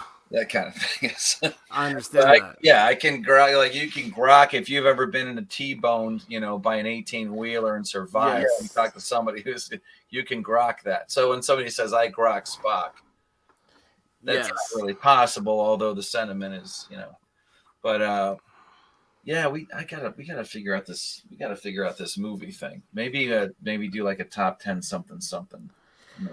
Yeah, I think there's so much to it. I mean, we could do a movie pyramid, but I don't think there is a. I don't think it's fair to say best movie or anything like that. I think it's just what are your favorite movies, and then limit it to give yourself a number. We should probably start with like what are your It might not be a bad idea to go like, well, I've been around for 51 years, so most of the movies that I really like were all in like the 70s and the 80s. I mean, there are like in the 90s and the 2000s, but it's like I would go over to my grandparents when I was a kid, and they would always be watching this black and white stuff, and I'm like, how come you're watching these old movies?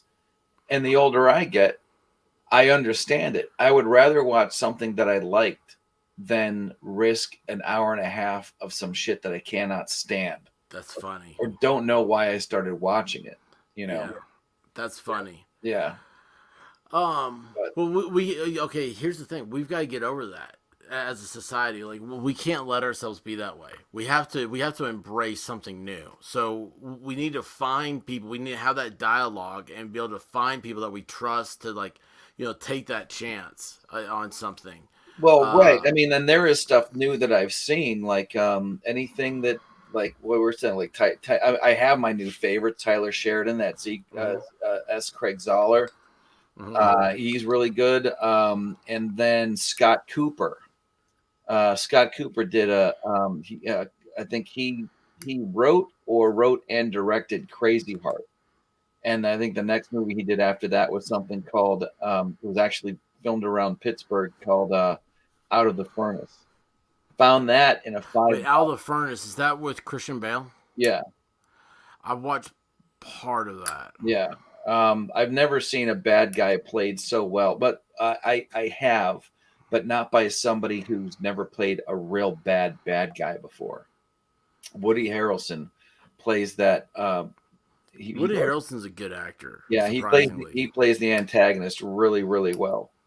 But then it's like Old Country, No Country for Old Men. I started chasing down anything that Elmore. It's not Elmore Leonard. That's I hated No Country.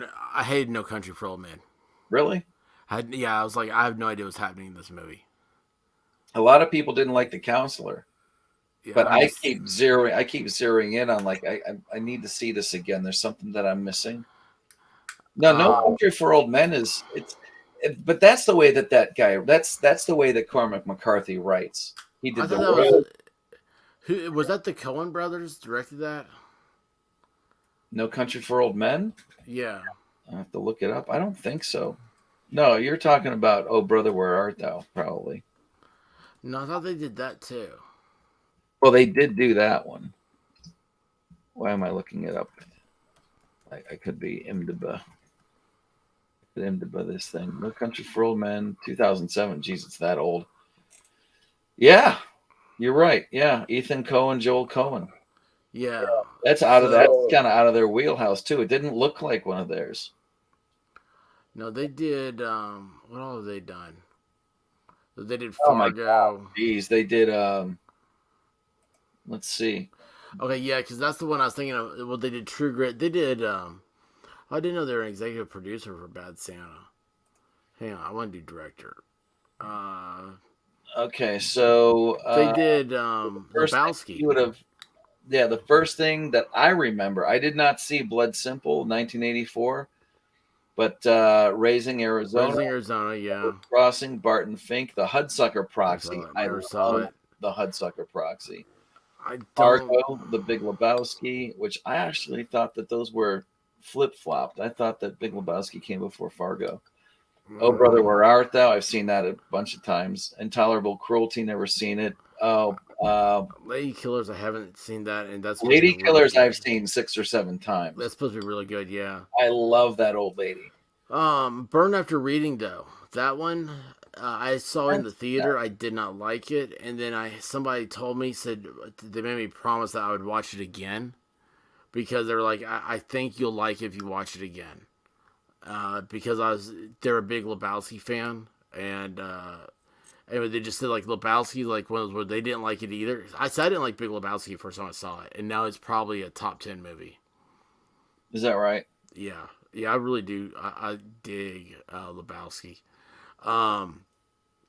That's why I think we need to come up with like 25 movies, we would like, and then just start talking about it. But it was funny. All this. Now I'm going to tell you my question to you that got us all the way down to where we are right now was about Kirk's son in Con. And he died of AIDS, and I thought he was with Kevin Spacey. And I was going to bring up that Kevin Spacey just got like indicted or something like that for sexual crimes in England. But did you hear that 3 people mysteriously died that accused Kevin Spacey of sexual assault? Kevin Spacey faces charges on 4 counts of sexual assault. Yeah, but 3 people that had already accused him. Yeah, it's like they all got Arkansas. they got Arkansas.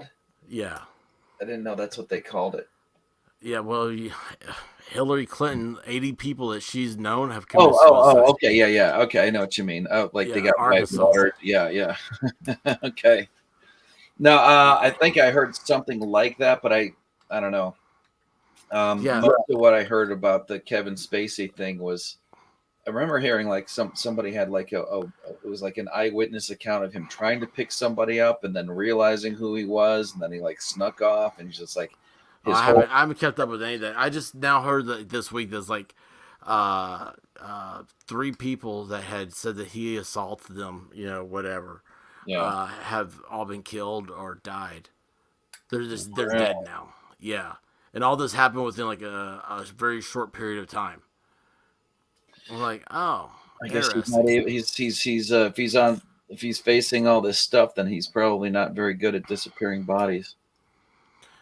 No, or maybe he didn't get enough. Maybe he's been disappearing bodies this whole time. So anyway, well, listen, it's getting. I can hear you clicking your Zippo. Oh, can you really? I'm sorry. That's a nervous. Sully hears me doing my pen, and I'm like, I do this. I don't even mean to. You guys have got to remind me when I'm doing it because I love that sound. So do I. I'm not saying it doesn't aggravate me or anything. Like it's like me doing this. Oh, listen, it aggravates the heck out of me thinking that I'm doing it. I'm so sorry. It's not even like I'm not even thinking when I do it either. There, little man. Everything is all right. We'll be fine. Well, thanks for coming on, ID. Don't forget tomorrow is Friday, and it's. If you're having a bunch of people on, I'll see if I can do the same thing. But I have an appointment on Saturday to go to go work on somebody's golf cart. And that should be fun. Yeah, well, the whole time I'm going to be thinking about like how much more crap can I put on here so I can get as much of this guy's money, so I can get as much of it back into the. I was hemorrhaging cash all weekend. I want to put that back up again. Dude, that's awesome, man. I like your thinking. Well, when you realize exactly how expensive your house is about to get. Oh, dude, it sucks, man. It sucks, dude. I'm sitting here with a roof that needs to be replaced. I'm like, that's gonna be the worst feeling in the world. Yeah, but as long as you find somebody that you can trust, word of mouth means everything. We almost got we almost got the exact wrong people in here to work on the stuff that we needed, and I was like, don't search on Google for anybody. People pay for Google results, which means assholes will pay for Google results. Yeah. Look on something like Better Business Bureau or the best straight up thing, DuckDuckGo or Brave Search, where if you have a strong Facebook, man. I hate to say it, but I've seen more people get on Facebook for stuff, and it's like people come out of the woodwork and like, oh yeah, hey, I use this person, I know this. it's the same. It's a word of mouth thing. Yeah, Really yeah, pure that way. Yeah, I mean that's I have no Facebook. That's when Facebook is working right. Well, I have a paint guy, but he's in Pittsburgh. Yeah, right. Yeah, I got a UPS guy. Yeah. Well, listen, I keep thinking to myself, next time we talk, I want to ask you about like Cerakote and stuff like that, because I see this Brownells sells the spray can like Cerakote stuff, and I know that probably just makes you cringe. But I was like, man, that's not. That's a whole other thing. I've painted some firearms before. I never got into Cerakote because when they first came out, it was something that you needed an oven for. Yeah, it's a ceramic paint, but they have other formulations. I like to use Duracoat because I don't do that on firearms a lot. Duracoat came out first, and Duracoat got banned by Michael Bloomberg. Oh, why? Because people were painting guns to look like toys. And so Duracoat is banned for sale in the city of New York. Whatever. Yeah, but you can go buy spray paint. Yeah.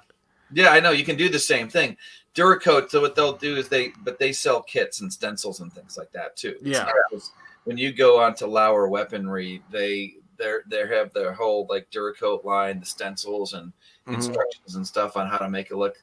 I mean, they have some really wacky ideas, like you can make your gun look like a brick wall pattern, which why would you want to do that unless you were in the projects, Well, it's funny because I want to do a Nintendo Zapper.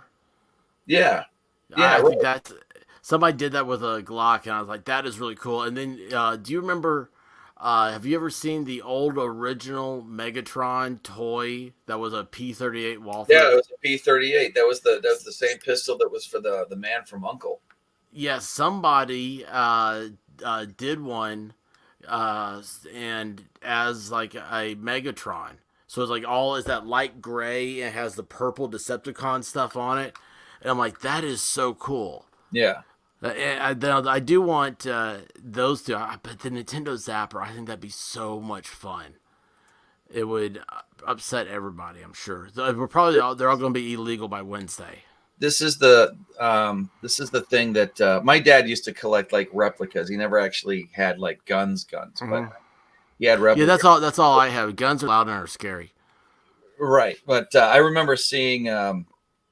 I never even knew what it was. I just thought this thing was so freaking cool whenever I saw it. But he had it in the catalog, and it was this P-38 pistol. Oh, hang on, I see now. On it, and that was the gun for the man from U.N.C.L.E.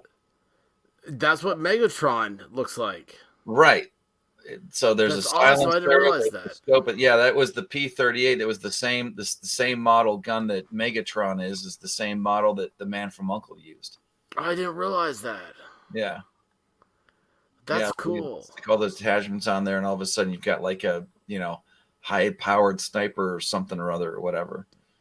Well, it's 9mm. Evidently, 9mm can blow your lungs out the back of you. See now, according to Biden, that if I showed you a 380 and I showed you a 9mm from the front, not from the side, from the front, they're exact same diameter.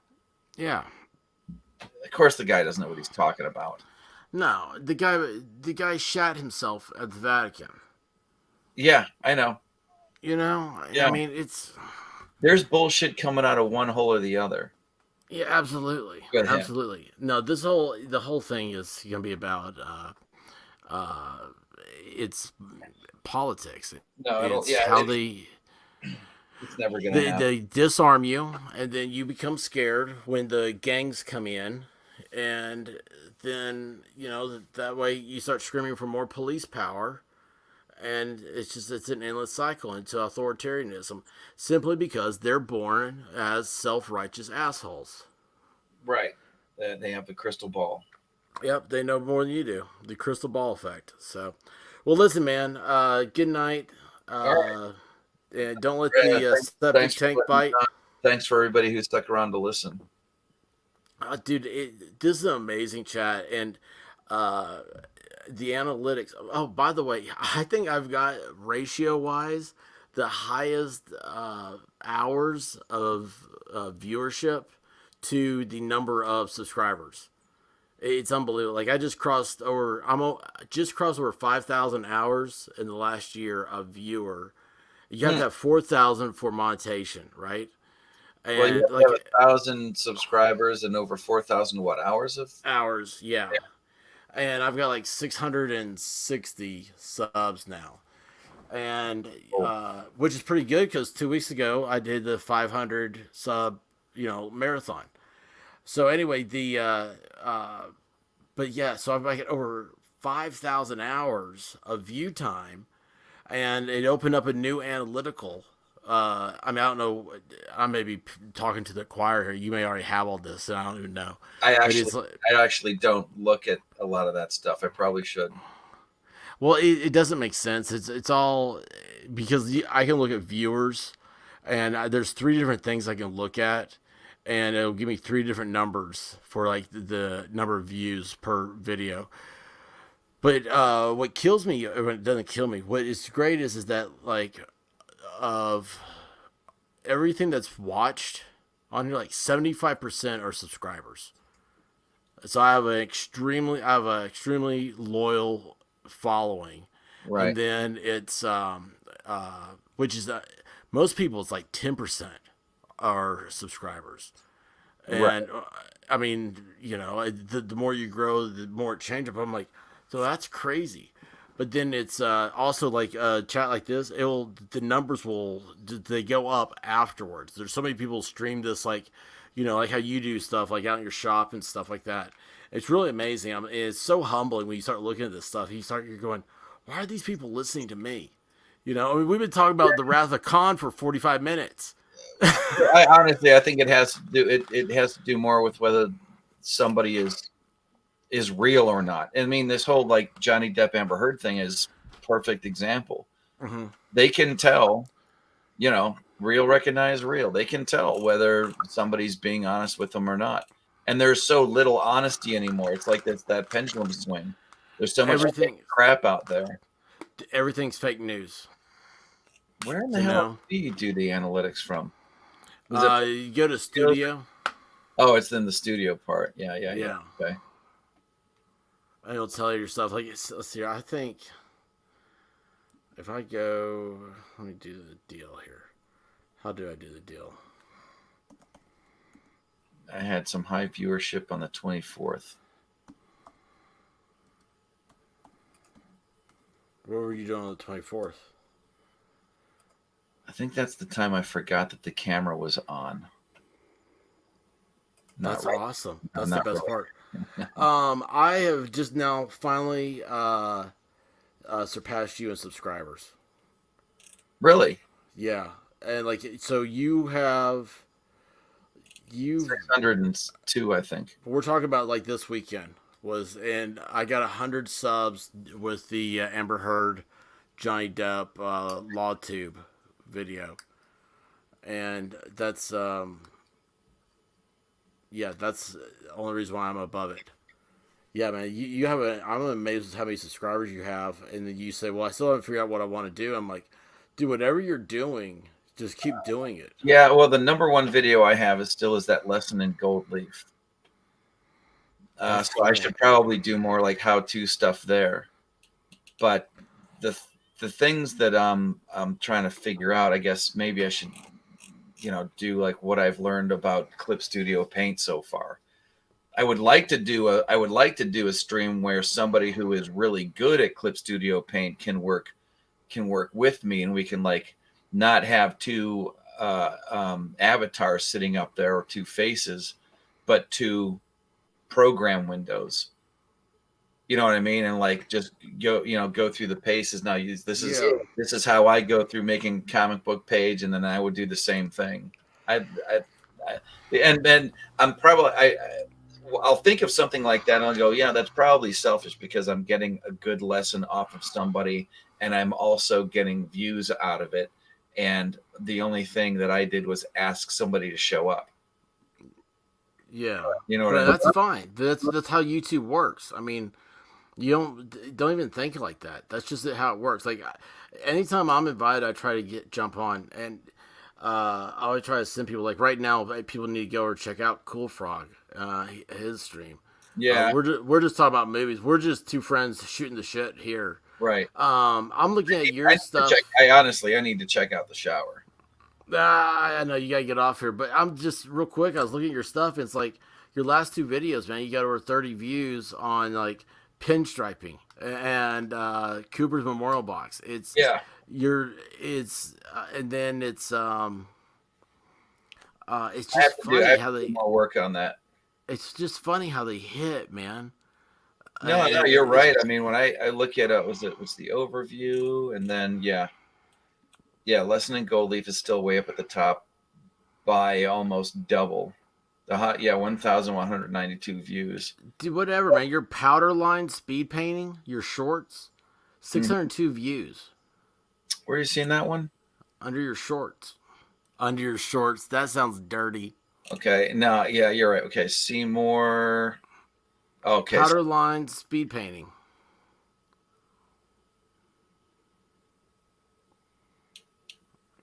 See that? Oh, okay. Yeah. 66% average percentage viewed. Can I go from there? Like if I click on that one and it'll like.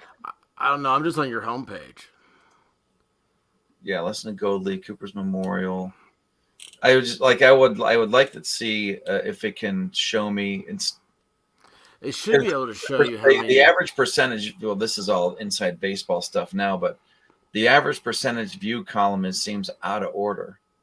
Can I make that the cascading order? What is it now? The very last column where it says average percentage viewed, and it starts off with, it's basically like the ones that you're saying people are watching the powder line speed painting 66% of the time. Genuinely. No. Hold on. I don't know which you're looking at. So I was looking at the total views, and when you say 66%, that sounds like to me they watched 66% of that video. Okay. So if it's a 15-second video, they're watching, whatever that's like 10 seconds of it. Yeah. Well, when I go to, I'm looking at analytics. So and it says your top content in this period. When I go to the bottom, I go to hit see more, and it just opens up to another window. Dude, have you seen that's 5 years ago. Okay, yeah, your powder line speed paint was 6 years ago. Yeah. You need to do shorts, man.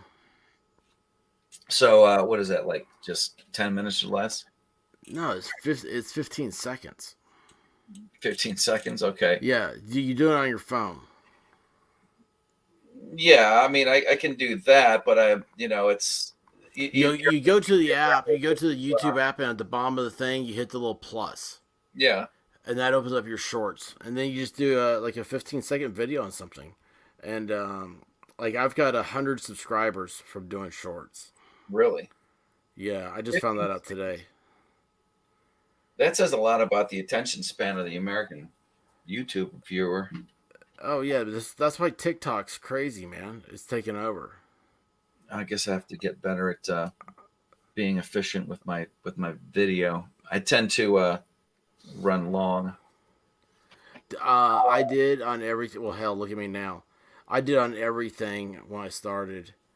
Let's see here. So your takeoff was 2 months ago. 3 months ago. Spinster panel from start to finish, 95 views. I'm just looking at the modern stuff for like now. Then it's like 35 views on genuinely impressive CAE review. Yeah, people come to you for your motorcycle stuff. Yeah, I know. It's stupid. I'm trying to get away from it, huh? No, it's not stupid. Just do what you want to do, man. If you'll find it. Look, I mean, hey, if you just want to sit here and talk movies, you got me to talk to. You know, I mean, I had a good time. I'd like to be able. I'd like to be able to just pull one apart and on what do you call it, on Discord. But that's not really. It's not gonna help. YouTube analytics. Wait, you talking about a motorcycle? No, a movie like Oh yeah, like just like a movie night or like a watch party. well, that's what I'm trying to get together. On Twitch you can do that with any movie that's on Amazon Prime. Yeah, I mean, I can get the Twitch. My Twitch handle is a D&D character I made with my kids. Cool. That's Yeah. awesome. So I thought if you're like Ron Jeremy's stunt double, oh hey, that might be your new intro. You kind of look like the Hedgehog. Please don't. What? Oh, Ron Jeremy? Yeah, Ron Jeremy. You're kidding me. He's short and fat. Well, I mean, he's got facial hair. I'm 5'9" and okay. Well, you're describing how many. All right. If the last time somebody told me that I looked like anyone famous, I was 19, and they said Billy Squire. But then I had a lot of hair hanging out. Ron Jeremy has facial hair and a big penis.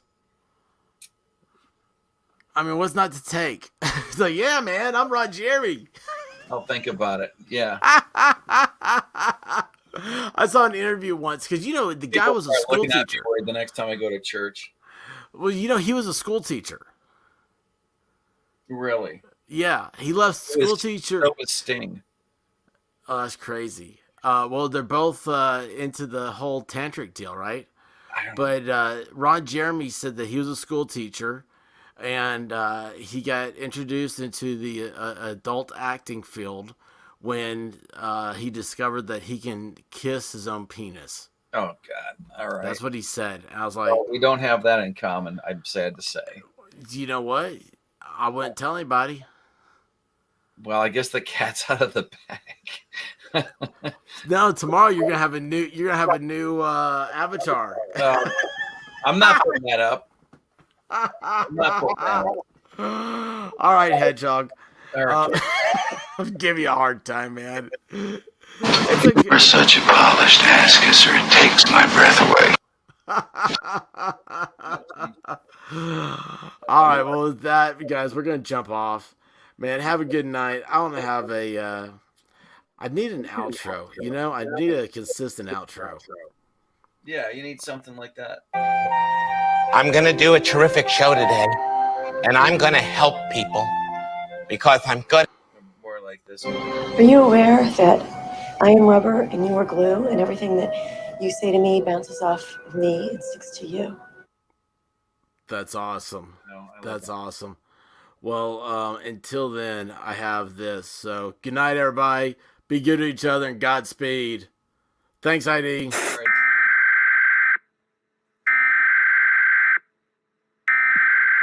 We interrupt our program to bring you this important message.